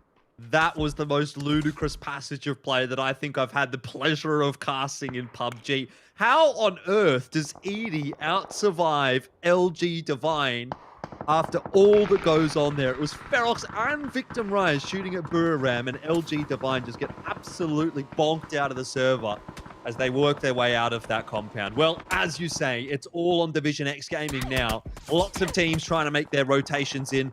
Fury are picking up a lot of points in that. Meanwhile, so is From the Future as Magic Esports are out of the picture, but Insight's going to chuck a nade through. He's holding the grenade out in his hand. He's killed himself, knocked himself at least, I should say, but he did get the knock on the Kamals before he went down. Oh my God, this final couple of games here on Erangel, delivering at the moment, but I do want to see a big one here from Division X Gaming, just to put them within a stone's throw of Buriram. You know, get another 10 or 15 points here and make that last game something to behold.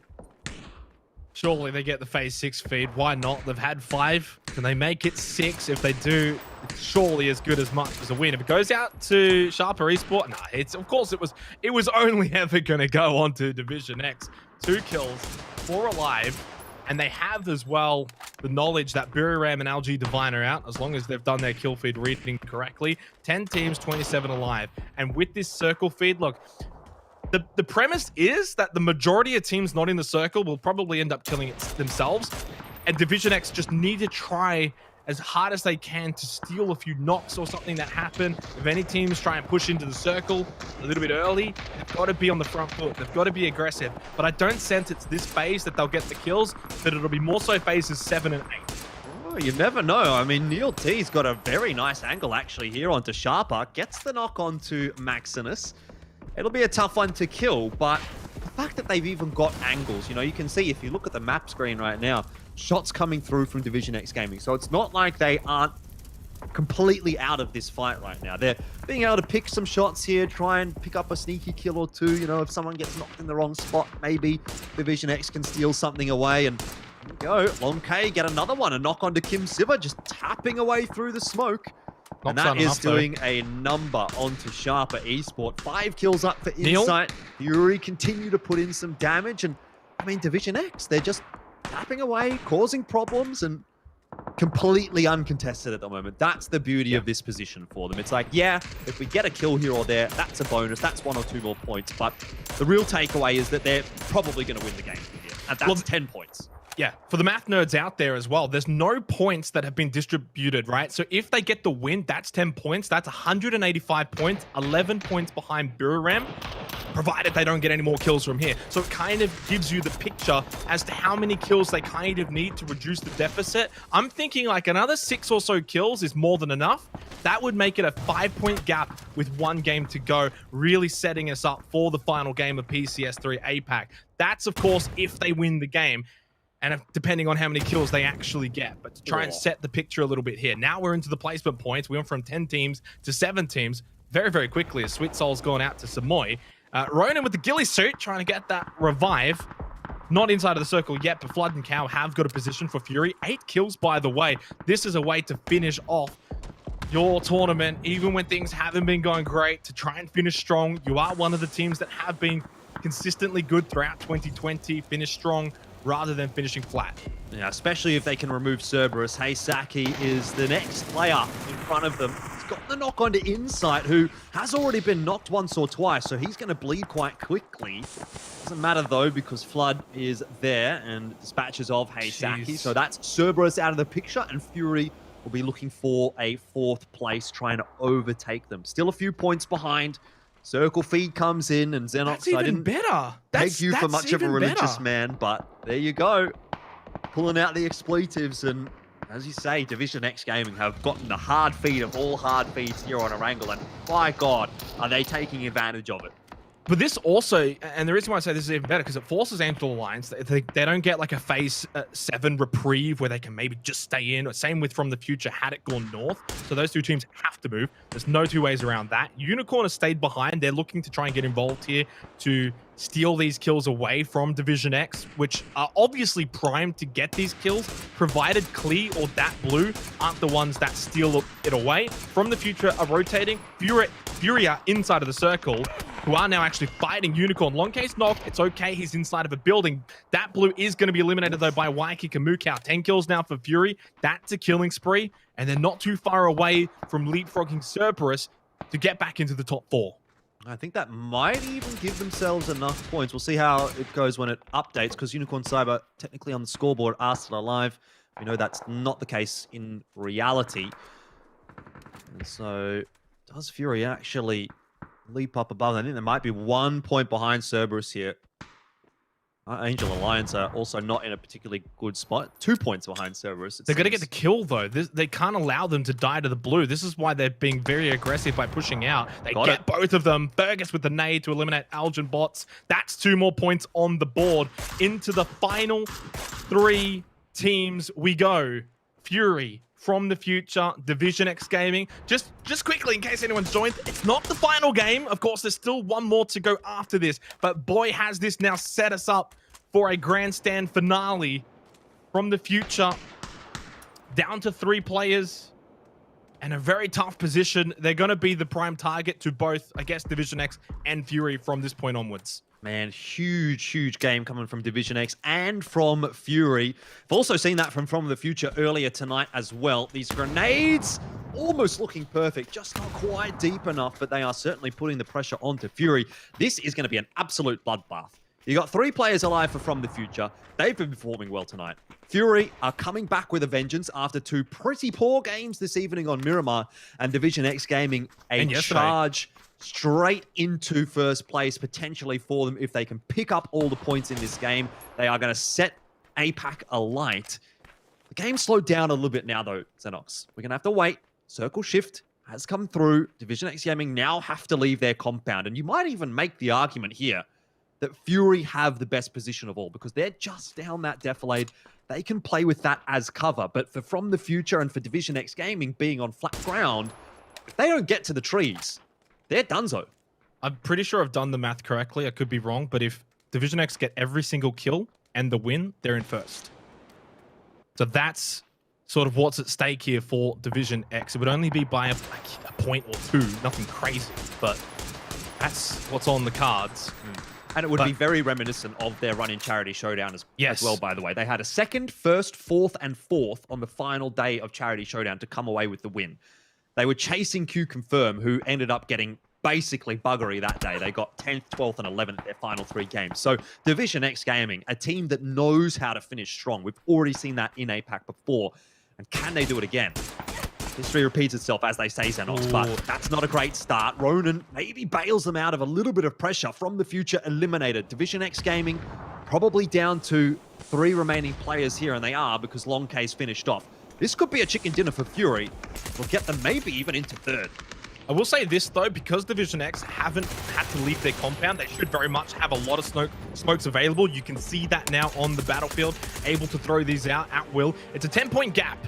So even if they lose from here, Division X go into the final game with a chance. You win this fight, though, against Fury, and the gap is non-existent. I don't sense they're going to win it from here, though, especially with IQ 500 knocked down. Fury's got the better position. Division X need a knockdown. It's paramount. Cow misses those shots, hugging the left side at that smoke. Fury looking for their 2nd win of PCS3 APAC, and I think they're just going to get it. Rona with a knockdown onto Neil. Fergus may just deny points here. It doesn't really matter. Fury's he doesn't top 2. He doesn't even deny it. 16 kill win for Fury. Their 2nd chicken dinner of the event. And they now actually have a very high likelihood of getting back into the top 3. They're only 7 points behind LG Divine, 18 points behind Division X, and, well, too far behind top spot Buriram. I'm not even going to go into the what-ifs, Jordan. We're talking PUBG history would need to be made. But it is good to see that then they are going to finish strong despite what's been a very rough last couple of games.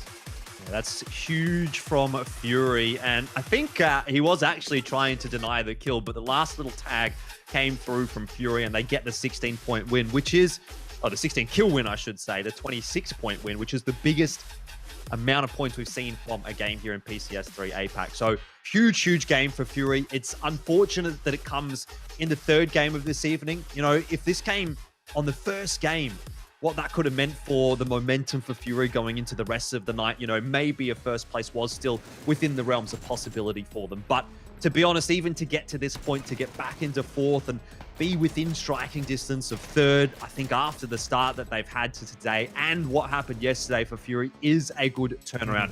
They've still got the ability. We can see that much. But we're down to 1 game remaining, and there are so many questions to answer. It's a race for 1st. It's a race for 3rd. There's so many teams that can even still take that 3rd place, and it's going to be bonkers. I don't think anyone ever questioned the ability of Fury. We know that there's, of course, external circumstances that may have affected them yesterday, for instance. It's good they've sort of put that to the side just here to finish strong, and finish strong they certainly have. They only had 4 kills here at the 21-minute mark. That's one thing to bring up, and Insight with the cheeky little Nate. He didn't end up killing himself, so that was fortunate that they were able to have 4 towards the end.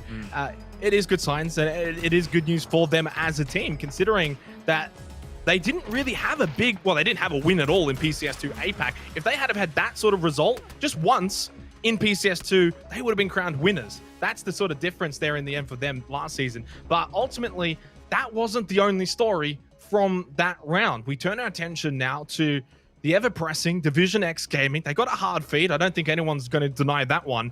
But they took advantage of it. They got quite a few kills, and they were fortunate that Buriram and LG Divine had that little scrap. Buriram did still pick up points, though, Jordan, and that is what has kept them with a double-digit lead with 1 game to go. 10 points. That's the difference. Ultimately, though, if Division X go and have a 16-point game and Buriram have a 5-point game, they're winners. And we know that Division X, they're capable of doing that. 10 points, though. Do you hot drop or do you back yourselves in? I think at this point, you back yourself in if you're Division X Gaming, based on the way that you've been playing today. They've been probably the best team in the server on this final day. Obviously, from the futures looked good. Buriram has had their moments, but Division X Gaming definitely leading from the front at the moment. Great game, though, from Fury. 26 points, but for me, the one thing that I want to talk about on this scoreboard is those 6 points that Buriram was able to pick up. They got no placements, but it was 3 kills against Cerberus very, very early on in the round that started things off very nicely for them. And the difference between a 4-point gap and a 10-point gap, I do actually feel is fairly substantial here for the likes of Buriram Esports. Because if you look at it right now, even what Division X Gaming have done this game wouldn't actually be enough to win. That's only 9 points, right? So if we follow that exact game and do that all over again, Buriram's going to win by 1 point.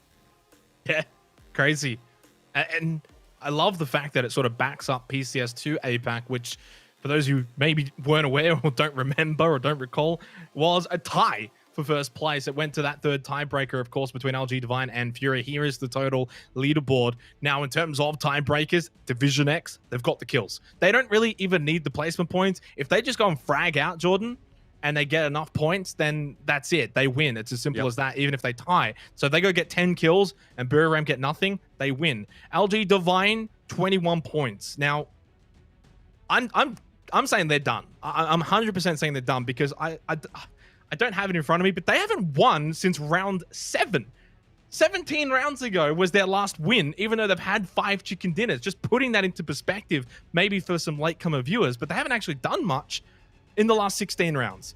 Is that going to change now with 1 game to go? I'm not sure. What I will say, if they're going to win, they do need a hot drop because they cannot allow Buriram to get even a singular point. They need a hot drop Buriram. They need to get 4 kills early on. That will give them a chance more than anything. And hey, in the process, it would help out their Vietnamese team in Division X as well. That could be something they could even be thinking about. As for Fury, Cerberus, Sharper Esport, they've got their own little battle, I guess, for 4th. But let's be real. The main discussion here is top 3. Buriram, can they hold on? Well, I mean, I think Fury can definitely make an argument for even a top 3 battle right now. I might count Cerberus and Sharper out of that one just a little bit too far in my mind. But you're right. I think it is LG Divine being just a little bit too far away from Buriram. So it depends on what their mentality is coming into this game. It's a case of, do we still want to shoot for that win? Do we want to try and help out the Division X gaming guys? Obviously, both teams coming from Vietnam. But 21 points going to try and catch Buriram, I think, is a bit too much. And then the other factor in that equation is, do we just want to play our own game and try and deny a top 3 finish from Fury? Is it though? I mean, we just saw 26 points from Division X. If everything goes right, all I'm saying is everything goes right for LG Divine, there's still a way they can win this. How often does that happen though? Well, not often enough, and definitely not often where it happens in the final game, really, right? Fairy tales though, sometimes they do come true. Sometimes they're heartbreaking, like we saw at the end of PCS3 APAC last time out. Fury, so close yet so far. May that happen again, but this time in Division X. We will go to a break. When we come back, it's the final game. Ladies, gents, you don't want to miss it.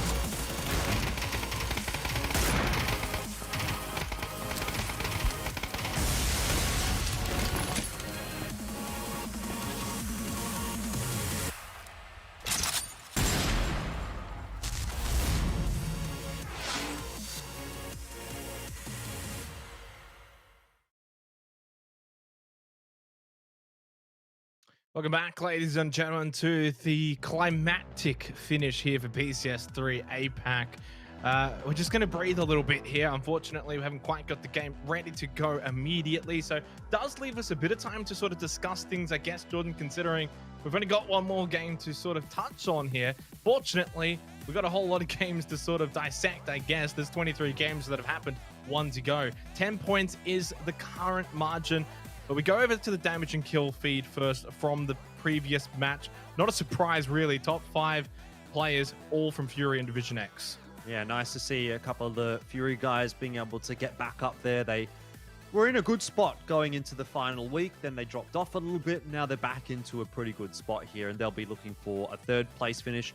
Great resurgence as well from Division X Gaming, who at some point during this were sitting around like 7th or 8th, if I remember correctly. And they have just had an absolute blaster of the final couple of days here, where they have just come back in and almost dominated everything.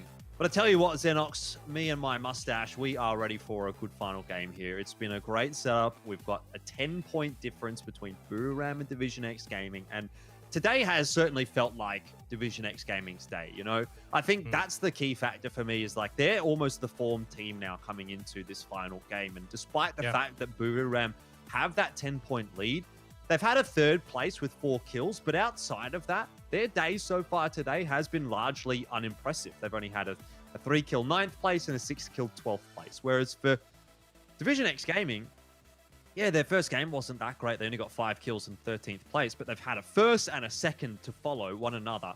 14 kills and 9 kills. So 2 really, really big games. They're feeling it. They're hitting their shots. They're being able to take advantage of everything that's given to them. And now going into that final game, you know, it really does feel doable for them. Certainly does. Now, for those who haven't quite been seeing the news yet in regards to PUBG Esports in 2021, PGI.S has been announced, and here's a little cheeky video to get you up to date. 저희는 3년 동안 배틀그라운드 글로벌 e스포츠 대회가 선수와 팬, 그리고 저희에게 얼마나 큰 의미를 갖는지 알고 있었기 때문에 글로벌 규모의 e스포츠 대회 개최를 통해서 최상의 재미를 선사하고자 수많은 노력을 기울여 왔습니다. 어려운 상황 속에서 2020년 3번의 PUBG 컨티넨탈 시리즈 PCS를 진행하면서 2018 PGI, 2019 PGS 이상의 경험을 제공할 수 있도록 새로운 글로벌 e스포츠 축제를 준비했습니다. 드디어 배틀그라운드 e스포츠를 사랑해주시는 팬, 그리고 항상 승리에 목마른 선수를 위해 한 가지 가슴 벅찰 소식을 전달드릴 수 있게 됐습니다. 2021년 2월 PUBG 글로벌 인비테이셔널 S, PGIS가 대한민국에서 개최됩니다. 무려 8주 연속 진행되는 최초의 글로벌 e스포츠 축제로 350만 달러가 넘는 상금을 쟁취하기 위한 치열한 배틀이 시작되는 것이죠. 그 중심에는 유럽과 미주, 그리고 아시아 지역의 총 32개 프로팀이 함께하게 될 것입니다. 이번 PGIS는 2018년 배틀그라운드 e스포츠를 전 세계 팬들에게 처음 선보였던 PGI를 계승하고 이를 더 발전시켜 배틀로얄의 핵심인 서바이벌과 최대의 상금, 최장기간을 뜻하는 시리즈의 S를 담았습니다. 거대한 상금을 쟁취하기 위한 프로 선수들의 치열한 쇼다운, 화려한 쇼, 그리고 최고의 슈프림 팀은 누가 될 것인지 배틀로얄의 진정한 의미를 PGIS를 통해 전달드리겠습니다. 팬과 선수에게 최고의 e스포츠 축제가 되기를 희망하는 만큼 안전한 대회 환경을 만드는 것이 가장 중요하다고 생각합니다. 최고 수준의 방역 기준을 충족하여 선수와 스태프, 개개인의 안전과 건강을 최우선으로 생각하는 대회가 될 것을 약속드립니다. 글로벌 최고의 쇼, PGIS가 다가오고 있습니다. 선수들에겐 명예와 영광을, 글로벌 e스포츠 팬들에겐 최상의 재미와 새로운 경험을 선사할 PGIS. 전 세계 최정상급 프로 선수들의 실력과 더 나아가 배틀그라운드 e스포츠의 무한한 가능성을 확인하시길 바랍니다.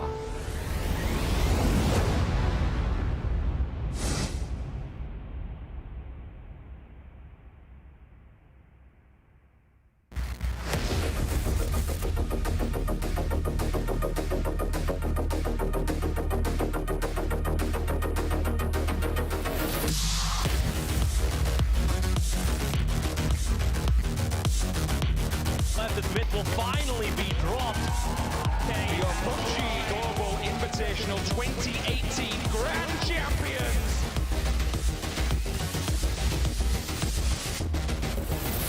He'll look up and he'll knock him down. 29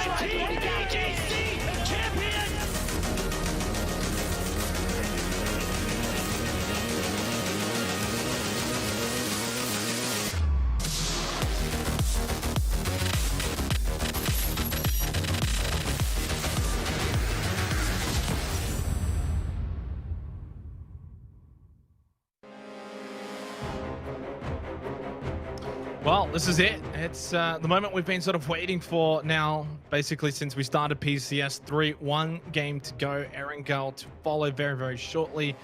Still just waiting on that match to get underway before we can cross over there. Jordan, touch on, I guess, PGI. Look, it looks like a fabulous event, 2021, as we know, COVID and everything that's been happening throughout the year. I personally think PCS throughout 2020 has been a raging success. We'll have to see, I guess, how PGI goes, but $3.5 million rev share, best teams from around the world, LAN environment. It does look like it's going to be one to remember. 8 weeks long as well. I mean, it's as big as it's probably ever gotten for PUBG. Yeah, definitely. And it's one of those events that everyone's going to be sort of looking forward to, in that, you know, we've sort of been starved almost of these kinds of big international competitions all throughout 2020. So I feel like that almost even puts more of an importance on the first one back. And, you know, that's not even just something to say for PUBG. That's for every esports title. The first one back is going to be an absolute banger. And the team that wins that is going to go down in history, really. So hopefully we're going to see some good competition coming from that. I do want to say as well, I'm quite hopeful that we're going to get to continue to see these kinds of regional tournaments persist in 2021 as well. You know, it's great to see the top teams in the world competing, that's for sure. But it's also, I think, really important to keep that second level, or maybe it's not even a tier 2 per se, but, you know, the teams that don't actually manage to go to those top tournaments, having something to compete in and being able to sort of hone their skills, because that's where you're going to get the development of teams coming through from PUBG and, you know, the champions of the future coming from. So I think, you know, keep something like PCS going as well. Have this PGI tournament as well. It'd be fantastic. You get the best of both worlds, and then no one's complaining. Exactly. Can definitely agree with you there. Moving on, though, as we sort of, I guess, go back to analyzing going into this final match as we continue to wait for it to start up. Believe me, we don't have the magic button here to hit the start button. We're just as eager to get into the game as you guys are. But ultimately, Jordan, 10 points. That's the gap. That's the number. For LG Divine, 21 points. Just sort of rehashing sort of where we're at here going into the final game. Just from your own, I guess, prediction here, do you sense that Buriram are going to hold on? It's really hard, you know, you kind of throw me under the bus here, because I feel like you're damned if you do, damned if you don't. Normally, I would probably throw my lot in with the team that is ahead and has the more likely chance of winning, just based on where they're sitting going into that final game. And in that instance, that would be Buriram. But as I talked about a little bit before we sort of threw to that video, I mean, I think Division X Gaming have certainly been the best performer today. So I'd say there's probably a 60, maybe 65% chance that we see Buriram come away with the win from here. But there's still a fairly sizable possibility that Division X Gaming are able to come away with the win. I mean, even looking at that one there that we saw on Erangel, like, that was the worst possible circle they could have had for phase 1. They made that massive rotation up through the northern part of the map, going past Severny, coming down from Starbar Hill, and they got themselves in the perfect spot. Then they got the feed, but it wasn't easy to begin with for Division X Gaming. So that gives me a level of hope, a level of excitement that they're going to be able to make it happen as we head into match number 24, the final game of PCS3 APAC. A 10-point gap between Buriram and Division X Gaming. That is your top two, and that's the major storyline to look at here as we reach the final game, the culmination of PUBG in 2020 for the APAC region. Well, this is it. We found the magic button. We've got the game started. 24 out of 24. Final opportunity for Division X.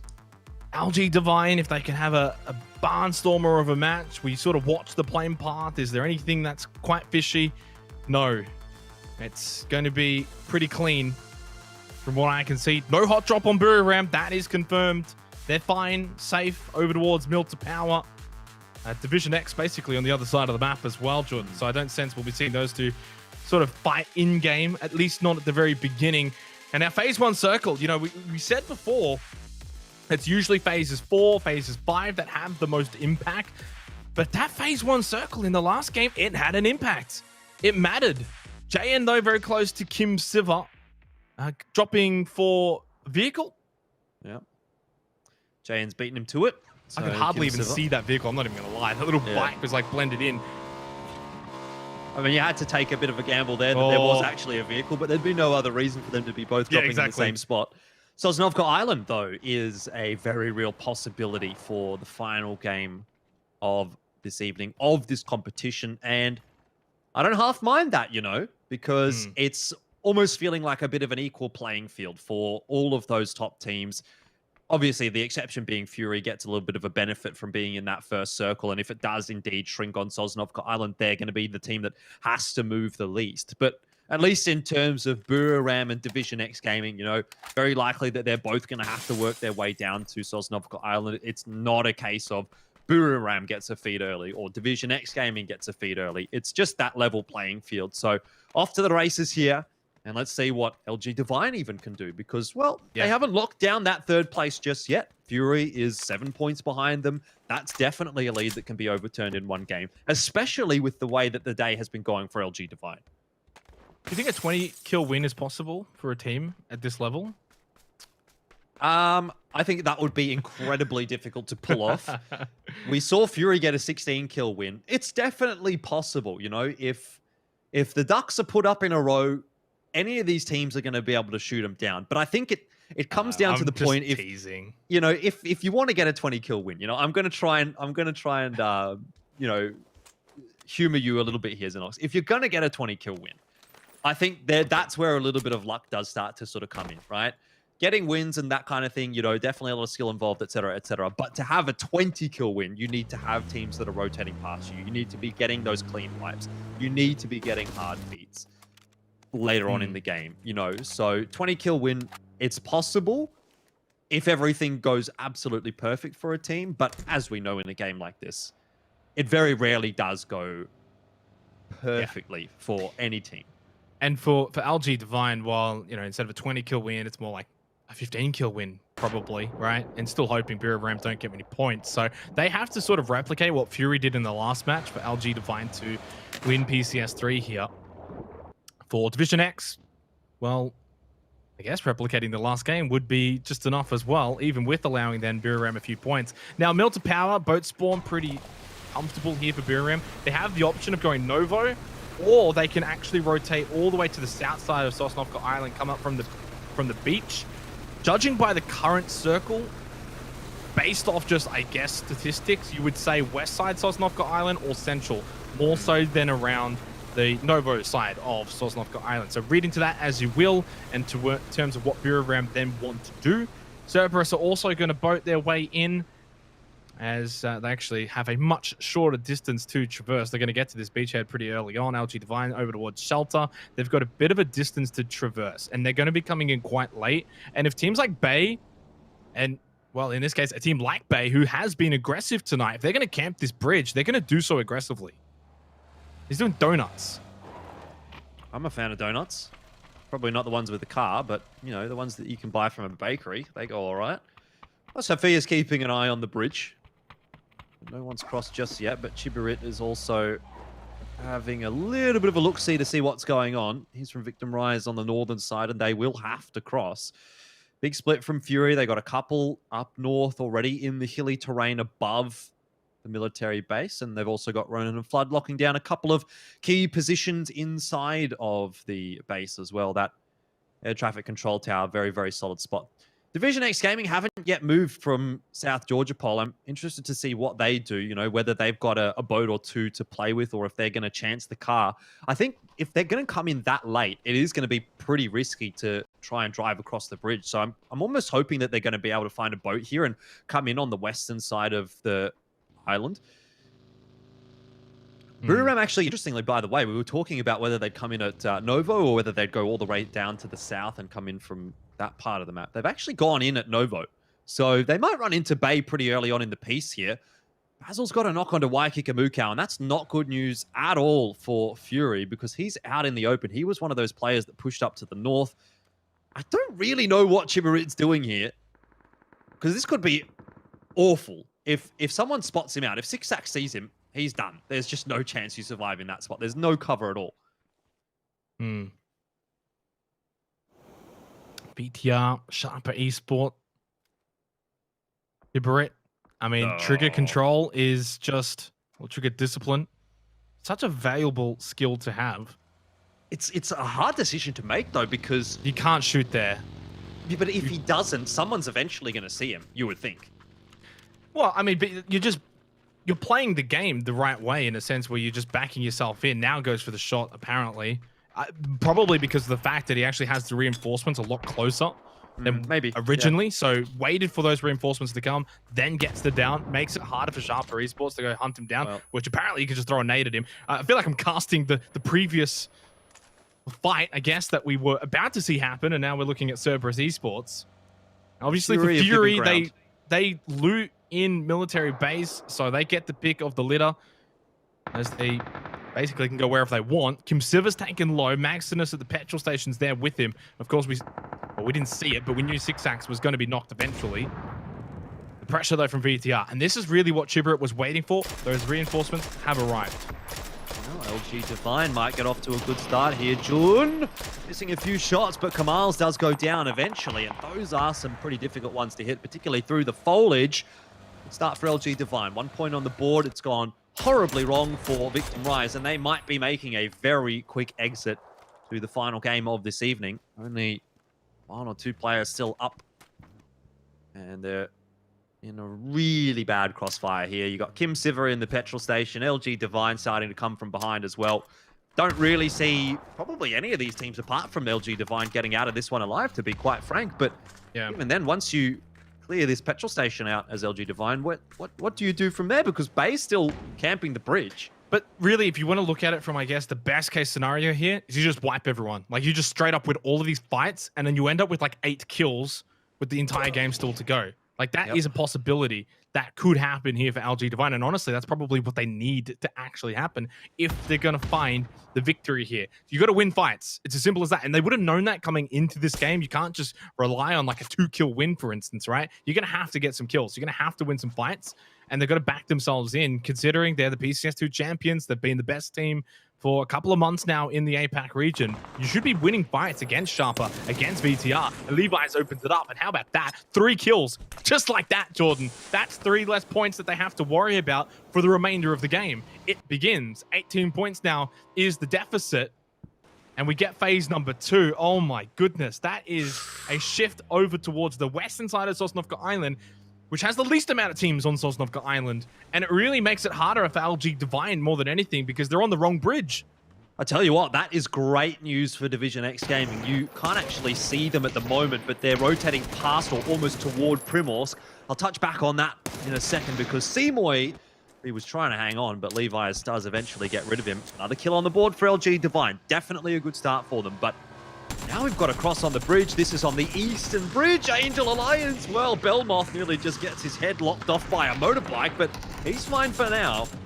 And actually, Angel Alliance get out of there with all 3 players aside from Mad Dog. I mean, I think you'll take that. Yeah. Always. You always would take that, especially with this circle. So it's like that reward at the end of the tunnel that they've now got to because they're in the center of the circle. Buriram move up, but they're on the south side. From the Future's actually even more southern of Buriram, so that could be a factor. They might get pinched at some point, but these compounds are pretty decent. And honestly, phases 3 and 4 can very much shift on this. Like, we see it a lot, to be quite honest. Now, here is Division X that you sort of mentioned before. We are in phase 2. They're not taking that much damage. No, don't worry. They're going to be fine. They've got boats, although could you imagine if like a glitch happened where they ramped into the other boat, they both blew up? I don't know, man. That feels like 3 or 4 years ago from PUBG if we're talking about it. But like I said, I feel like this is almost the ideal world for Division X Gaming. I mean, there's no one to stop them from rotating in here. They're going to be totally fine. They've got 2 boats. You can see Hexagon right there in front of them, but he's a poor lad swimming. So if they spot him, that's actually a free kill as well for him. And we know how much of a difference 1 point can make. He's not making that. Surely there's no way Hexagon's going to make that swim. He doesn't have any other options, though. What's he going to do? Oh, he could have just gone on land. Could have just walked to the beach and gone to Ferry Pier. No. He's going to die if he goes there. He's not going to make he's not even going to make this circle. Therefore, oh man, whatever. Who cares? It doesn't even matter. He's not really a factor. It's all about Division X. Where do they land though? This is the question. As you said before, it's fortunate that they got the western shift because there's not many teams here. When they do sort of land on the beach, they'll scope it out. They'll sense, is there a team here or there? They'll figure out there's no one here. They'll push up. There's a couple of compounds still available and they can take the cliffs as well. So good circle. They're in now, no longer taking any damage. They push in. Their best hope here is though that Fury end up taking out Birirem at some point, or potentially from the future, the 3 members that are actually on land and, well, not Hexagon.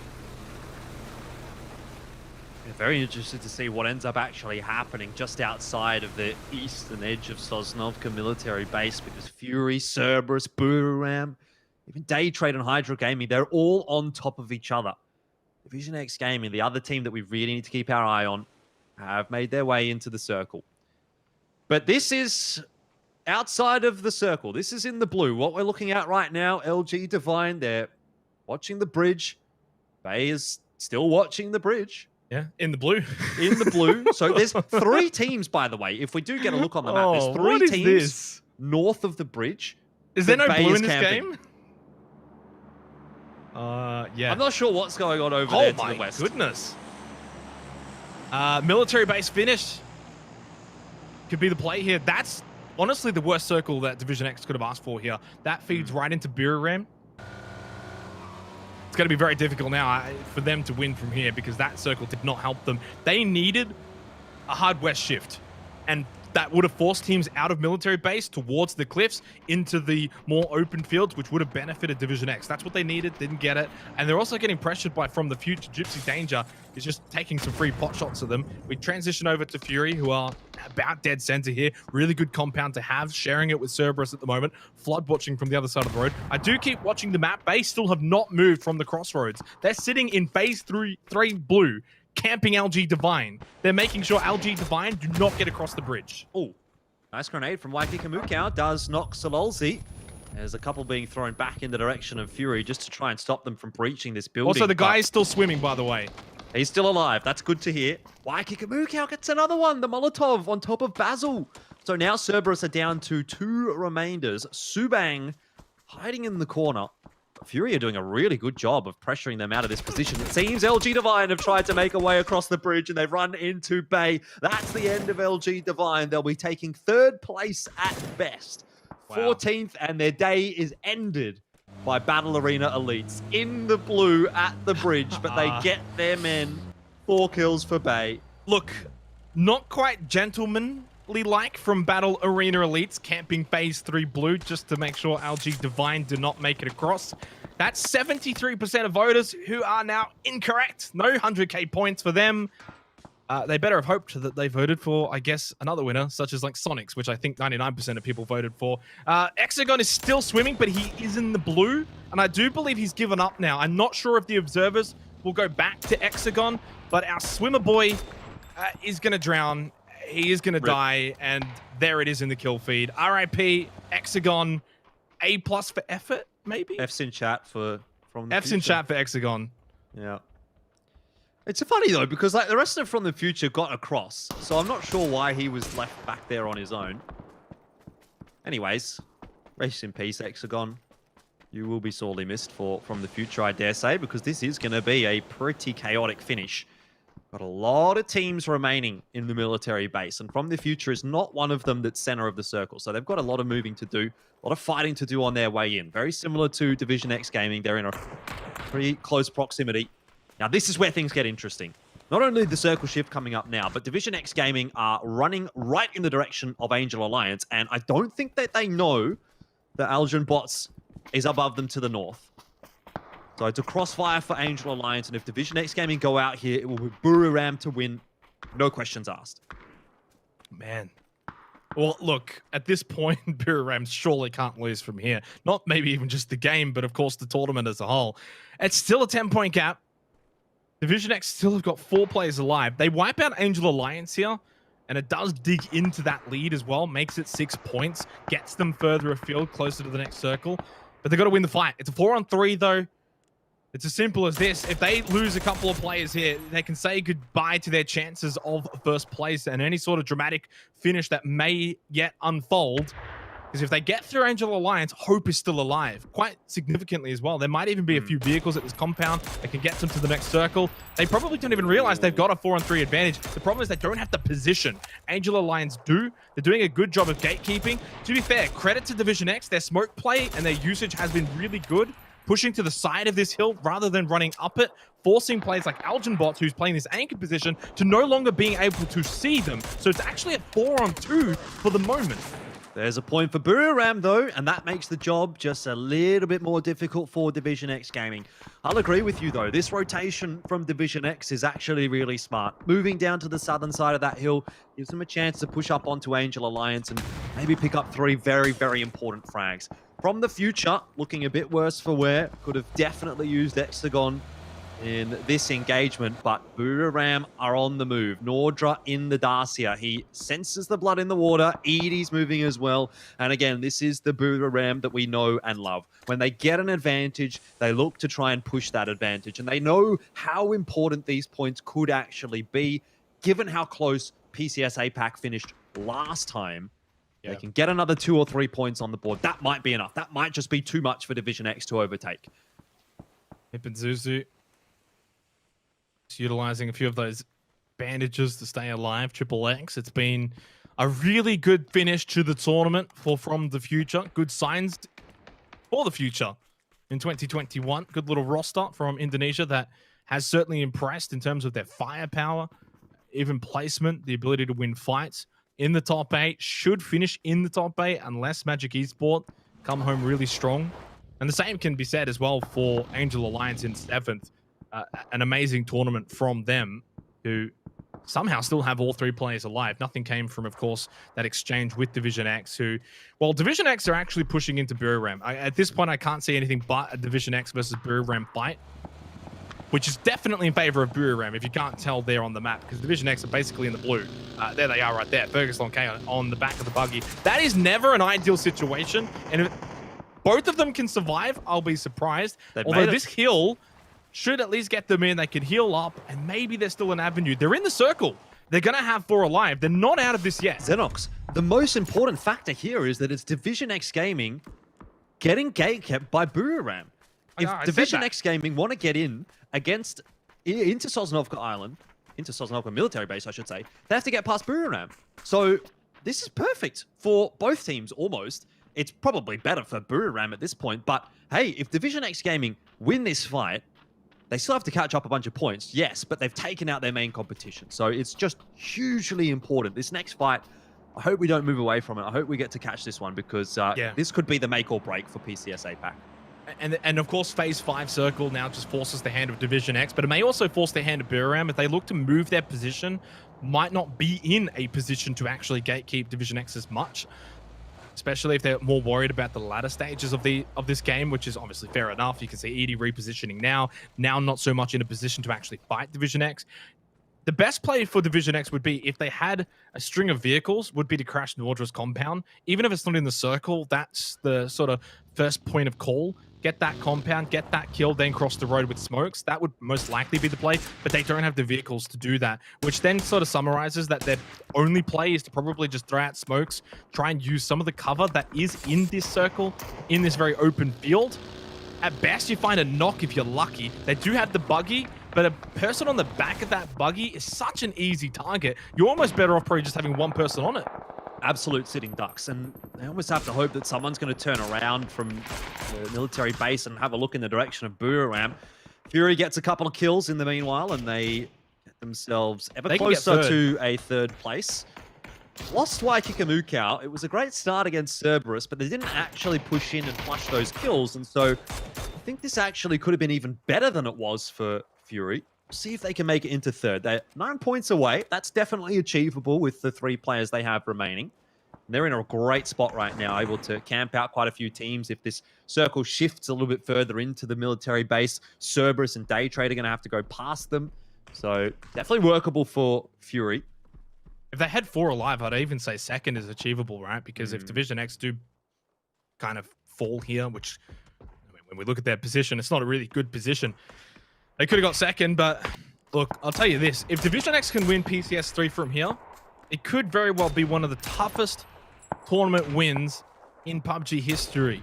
Yeah. Maybe not number 1, but it would be certainly up there. When you look at the position, the way they've had to travel, the boats, the circle certainly was not kind to them. This is PUBG in a nutshell, though, and this is why you never want to leave it to the final game, where you sit back and you're like, oh, of course, it's a military circle on the final game. That's the one thing we didn't want, for instance, considering where they dropped. But they've played it well to get to this point with 4 alive. 21.5 minutes into the game. That is in itself is impressive. May not get them first place, may not get them the event win, but it's got my respect. Well, where this circle moves now is going to be probably the most important move of the game. If it goes south, Division X Gaming have a chance. If it's north, it's done, surely. Wow. And it's really neither here nor there, which is still just as bad for Division X Gaming as it is good. Buriram will have to move as well. Maybe Division X Gaming can get a couple of good shots, and it's Division X Gaming that are moving first. That's what's interesting to me here. If they actually get across they have to the fence before Buriram makes the push into planes, maybe Division X Gaming can actually gatekeep them out. That's a big, big move. Buriram is totally distracted by what's happening above them, and that's allowed Division X Gaming to get close. Huchill's helping out, though, just landing a few shots onto Edie, forcing him back to that bowl. Touching on what you said, though, if they don't move forward first, then obviously they're going to get gatekept. So they know they have to go first. They have to be proactive. They're rewarded for it. They get to the fence line, which is a really strong position. They're also in the circle.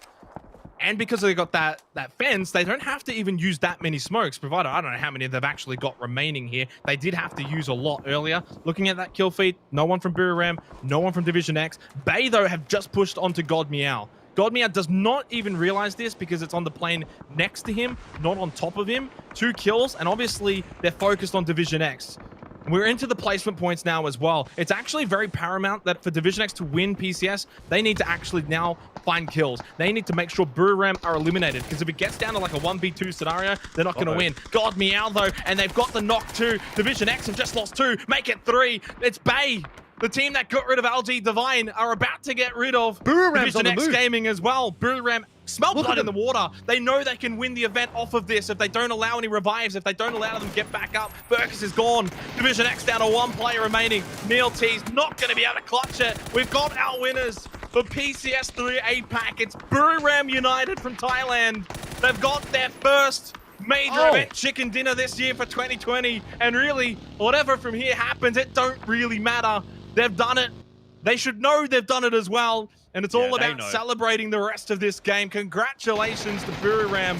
Fury on the move. 2 players left. They don't quite get past Mip and Zuzu.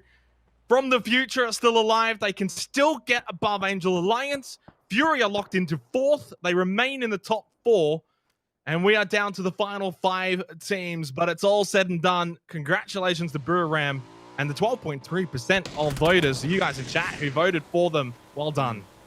Well, Buriram, I can tell you, absolutely knew that they had won at that point. As soon as Division X Gaming had lost 2 or 3 players, you just saw this wave of Buriram players flying across the military base and in the direction of that last guy who really had no chance. Division X Gaming, they did well. They really worked hard to try and get to that 2nd place, but Buriram just a little bit too switched on. And when they knew that they had the opportunity to lock that win in here in PCS3, they absolutely took it. And they can thank Bay for a little bit of the assistance in doing that, not only in getting rid of LG Divine earlier on in this game, although they weren't much of a factor, but definitely for doing a number to Division X Gaming. The next storyline we have to look at here is how far can From the Future push this. They've got a couple of players left alive. It's a pretty big deficit behind Sharper. It's unlikely they get into 6th place, but maybe still in with a chance. Yeah. Well, it just feels like we've taken the sting out of this game, but obviously, as you said, still something to fight for. But Mip and Zuzu's the solo now. Tonk getting that knock. Triple X will die. Good little run from the Future, though, towards the end of this tournament. They secure top 7, which is an amazing achievement. They were sort of dangling down the bottom for the majority of the event, but talk about making a late comeback. Magic Esports was actually a team, though, on the flips that... Well, actually, they haven't secured 7 because I think Magic Esports will actually take this spot unless they die, like, very, very quickly here. And that's the buggy from Nordra, not going to be successful. And while Buriram are done, they can go celebrate now. They've been sent out of the lobby by Bay. Bay has literally wiped all the top 3 teams in this one game. And they're going to get top 10 after dropping out of the top 10, I think it was yesterday or maybe even last week. Well, I got to say, if nothing else, I've enjoyed watching Bay play tonight. I don't know how much solace that's going to be for them. You know, potential 10th or maybe 9th place, I'm sure wasn't exactly what they were looking for after a pretty good PCS2.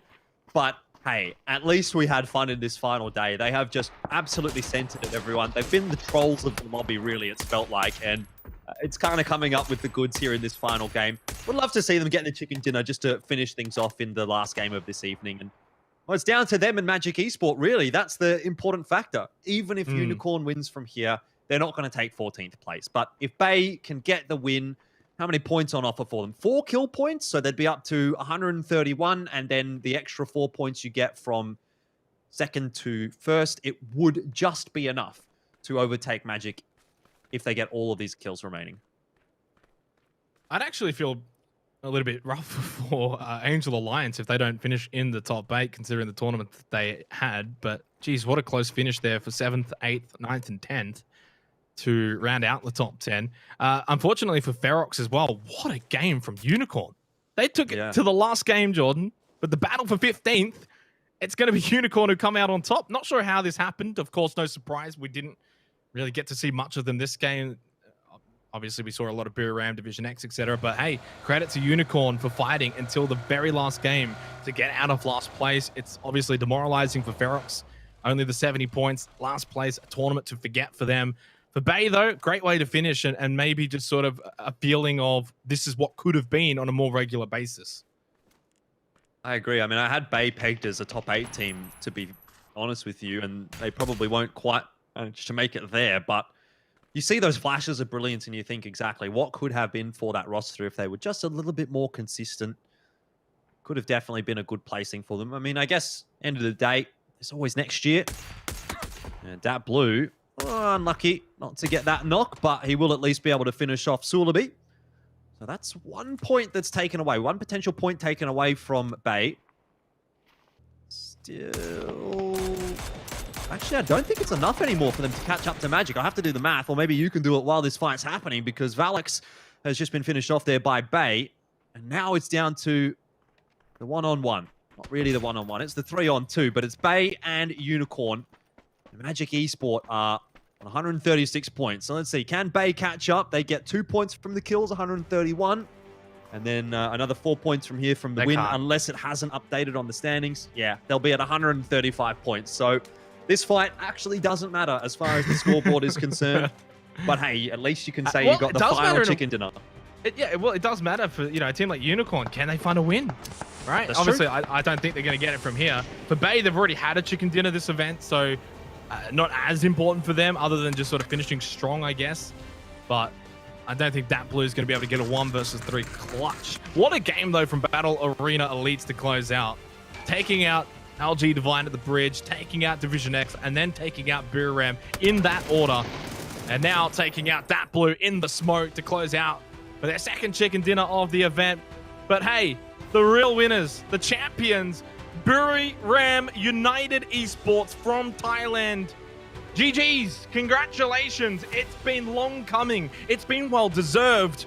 And arguably now to close out 2020, you can crown them by far and away the most consistent team in APAC for this year. Absolutely. They had a 3rd place in Charity Showdown, 2nd place in PCS1, back to a 3rd place in PCS2, but now finally that ever elusive 1st place for Biram United Esports, and I agree. They are the most consistent team in APAC for 2020. It's absolutely deserved for them. I said it at the start of the day, I wouldn't be disappointed if they got the win, because it really feels like they've been that team that's been grinding so hard. They've been so close so many times, and it really was just a case of when are they going to be able to get it over the line? Well, they've done it here in PCS3 to finish off the year, and that'll be a great end to 2020 for Biram United.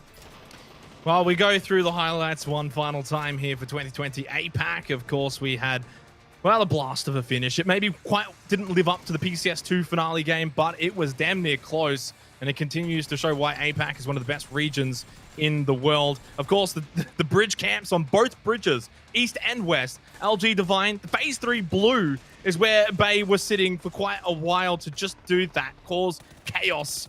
And they wiped out LG Divine in one sitting. They moved on towards the end. They got Division X. Then they got Biram as well to follow. Biram, they smelt blood in the water once they saw that first knock on Division X. They came crashing in.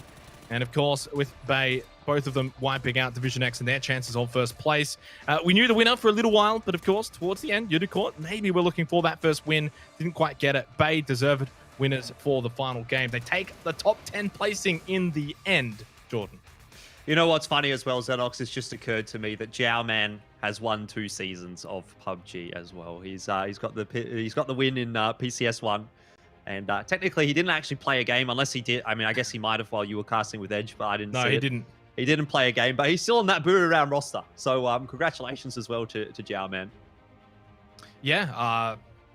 You take it, right? He's on the roster, I guess. Maybe he participates in scrims and helps out in other ways. So I guess you could say a winner in all retrospect. But the core four for Buriram United, they've been through thick and thin throughout the many seasons of PCS this year. A model of team consistency that has just gone unparalleled. Maybe at the end of PCS2, it was debate between Fury and Buriram. You can put that debate to rest now. It's certainly Buriram by themselves in terms of that level of consistency now that they've actually gone and got that win, a win that not too many teams obviously get the chance at getting. When you got so many teams that have participated in all 4 of the PCS events for 2020, you've only got 4 different winners for APAC. No double ups either, of course, with LG Divine unable to go back to back. To their credit, I mean, they were up there until the end, but for the most part, they did all of their work at the start, and it felt like this is almost what should have happened for PCS2, but it just didn't quite go the way for Fury, the way that it did for Buriram.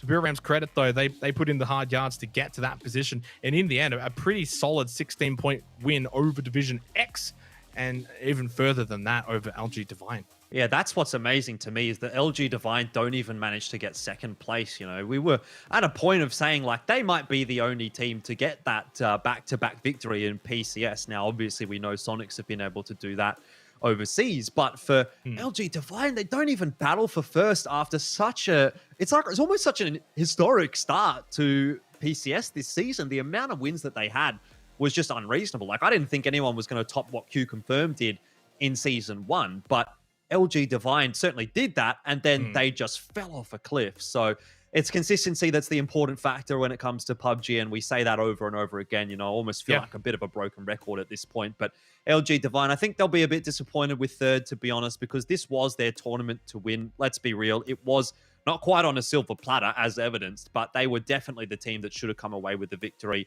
if they would have continued the form that they had in the first couple of days. But not the case. Buriram was better across the board, and I have to give them massive, massive congratulations. I thought Division X Gaming was fantastic as well. I really appreciate that Division X Gaming at least took it all the way to that final game, because, you know, when we casted PCS1, I know you had a better finish for PCS2, but I was casting that finish to PCS1. I was thinking, well, this is a bit disappointing. We're talking about maybe a third, fourth place battle as opposed to the first place battle. And you always want it to be that first place battle. And Division X Gaming at least gave us that. Just quickly for everyone watching along, basically done for the show today, but we do have a special double interview coming, especially for you Fury fans in chat. Unfortunately, we can't get Buriram on the line. Of course, they were the winners for the event. We'll get the next best thing, though. Insight and Ronan will join us here, top 4 guys in the end.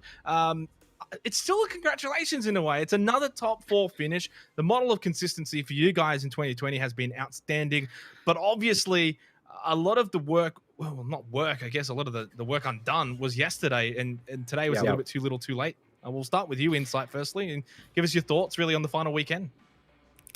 Yeah, yesterday and the first 2 games of today were really bad for us. I don't want to give too many excuses, but like, I think we're, like myself, I'm a very emotional player, and I feel like our team, like, we have to be, you know, we have to be feeling good, and, you know, we found out some really bad news a few days ago, and it's like, I felt terrible yesterday going into the games, and, you know, I definitely think it affected my performance, and I think some of the guys as well. But yeah, I think just overall, we didn't play as well this tournament, so I don't think we deserved anything higher.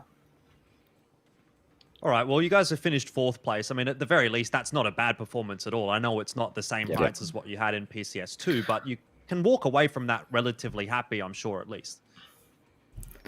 Yeah. Fourth is definitely not bad. Honestly, you know, is it not a bad amount of money for us just playing games? like when you get the second place last time, and then you go back down to fourth, it doesn't feel that great.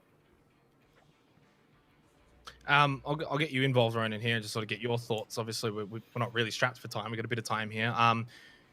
Ultimately, as Insight said, some pretty unfortunate news coming to light. It must be tough for anyone to sort of hear that and then find a bit of motivation to close out an event that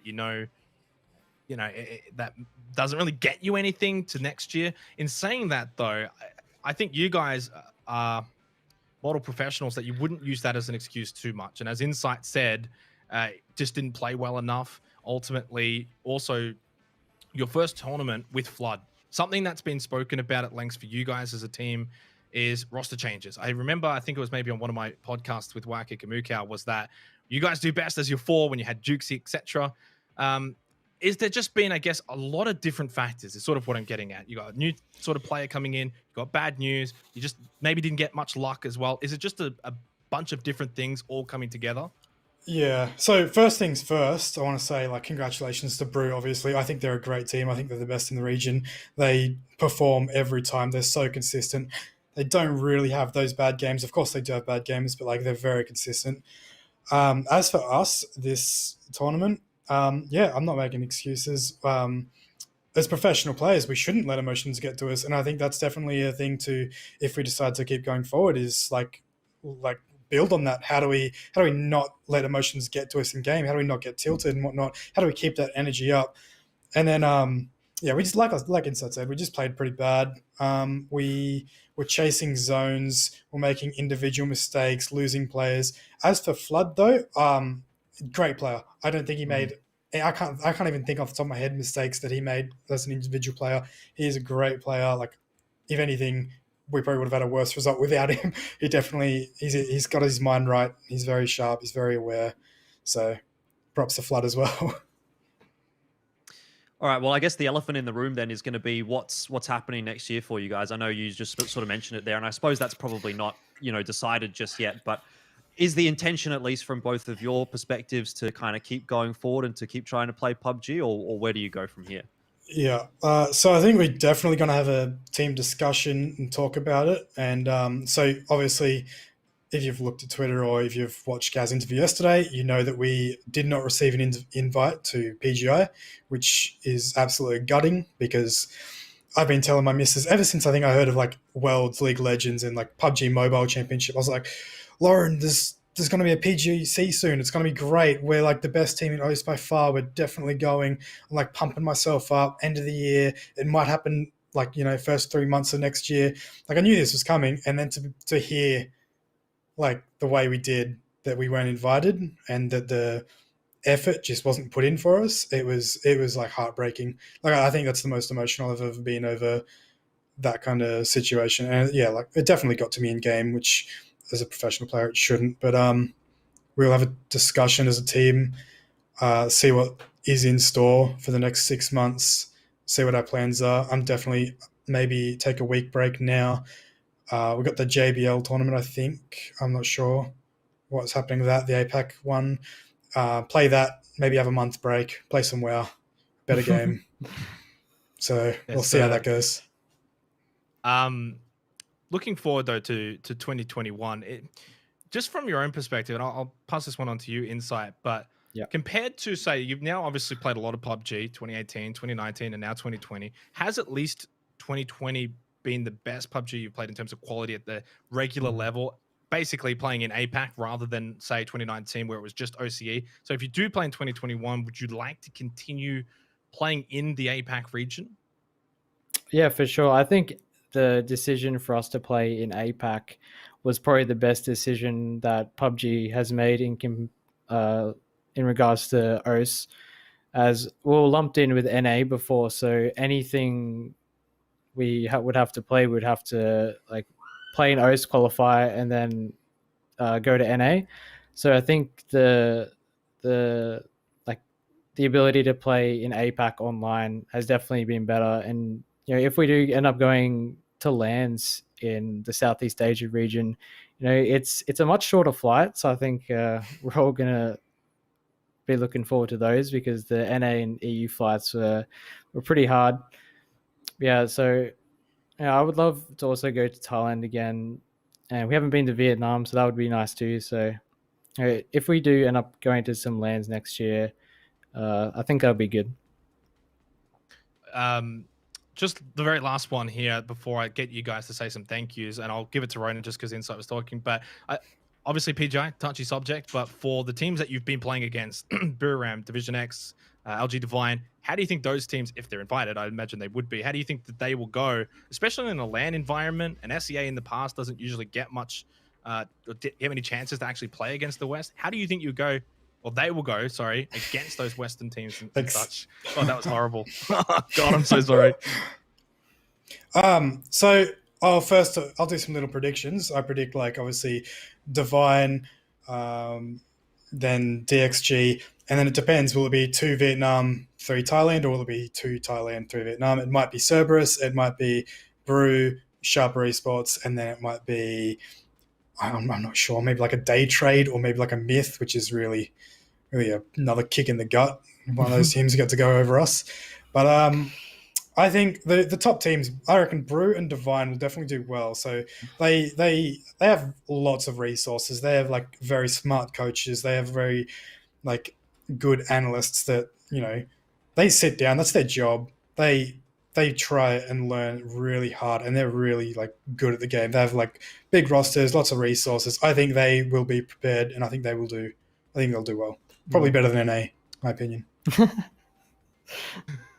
Final shout outs. So I'll give it to you both here, I guess, as well. Insight, you go first, and then Ronan after. Yeah. There's a big shout out to Fury. They've definitely been the best org for us so far, and it's a real shame we can't represent them in PGI. I'm gonna keep mentioning it because I'm pretty salty about it. But yeah, just shout out to Fury, my partner. She takes care of me, and of course to my teammates, the good blokes, and all those community besides the ones that are flaming me on Twitter. Yeah, shout out to my girlfriend. She's very supportive. I just heard Shay laughing. That's pretty funny. Yeah. Shout out to my girlfriend. She's very supportive. Supports everything I do. Fury, amazing org. Literally, whatever we want, kind of thing. They try and do as the best they can. Shout out to a number one supporter, Evie. You're always there, and just everyone on Twitter. So much support recently as well, which is always great to see. It's really makes it easier. Makes it easier knowing we have that kind of fan base and support. So thank you guys. Well, thank you guys for coming on here as well, especially after what was a rough couple of days as well for you guys. So very much appreciated. Thank you so much. And I very much, deeply from the bottom of my heart, hope that you guys stay together for 2021. Hope to see you guys kicking and fighting onwards next year. Thanks, guys. Thank you. Cheers. Well, that's going to be the end there of the interview. And of course, to come will be the end of PCS3 APAC and really PUBG for APAC for 2020, Jordan. Final closing thoughts here as we sort of wrap things up. I mean, it was a good year. I really enjoyed doing the ANZ Champs kind of circuit last year. And I was a bit disappointed, I guess, at the start of 2020 to not have that possibility be a factor for this year. But I guess circumstances are what they are. And then I think what we got was probably, I would argue, at least from my perspective, better, right? It definitely favored the top teams within the Oceanic region versus the bottom teams. But in terms of sending Fury and Astra, those former Atletico boys, Ferox, those guys as well. And, when they all were able to go overseas, I think it's much better in the end for the top end of the scene at the very least to get the possibility to be playing internationally against the better teams. So, you do lose out in some aspects. You do gain in some other aspects. I was, very happy to be involved. I'm sure you were as well in the PCS circuit. And I hope that we'll be back for next year, Xenox, because I hope PUBG's got a bright, long future. And, it seems like everything's going well in that department, but I just hope that APAC continues to stay involved. Yeah, 100%. Well, that's going to be us done from both of us, including Edge as well. Thank you to everybody for tuning into the APAC region, whether you're Thailand, Vietnam, Malaysia, Australia, Indonesia, Philippines. I think we can all agree APAC's the best region to watch. It's the most fun. And hopefully for the Southeast Asian teams that do get to go over to PGI, we definitely wish them the best of luck over there. We'll be cheering them on for sure. Big shout out to all of the production behind the scenes as well for making this happen, especially throughout 2020. Obviously, we couldn't have done it without a lot of the help from PUBG Esports, and as well to all of the production guys behind the scenes that do all the observing and the hosting, etc. And that's going to be us done. Of course, in a couple of hours, Europe will also conclude their PCS event, and then that's it for PUBG for 2020. Don't forget, PGI.S will kickstart 2021 in February, and hopefully from the APAC region, myself, Alfish Guy, and Edge, we hopefully see you guys safe and sound in 2021.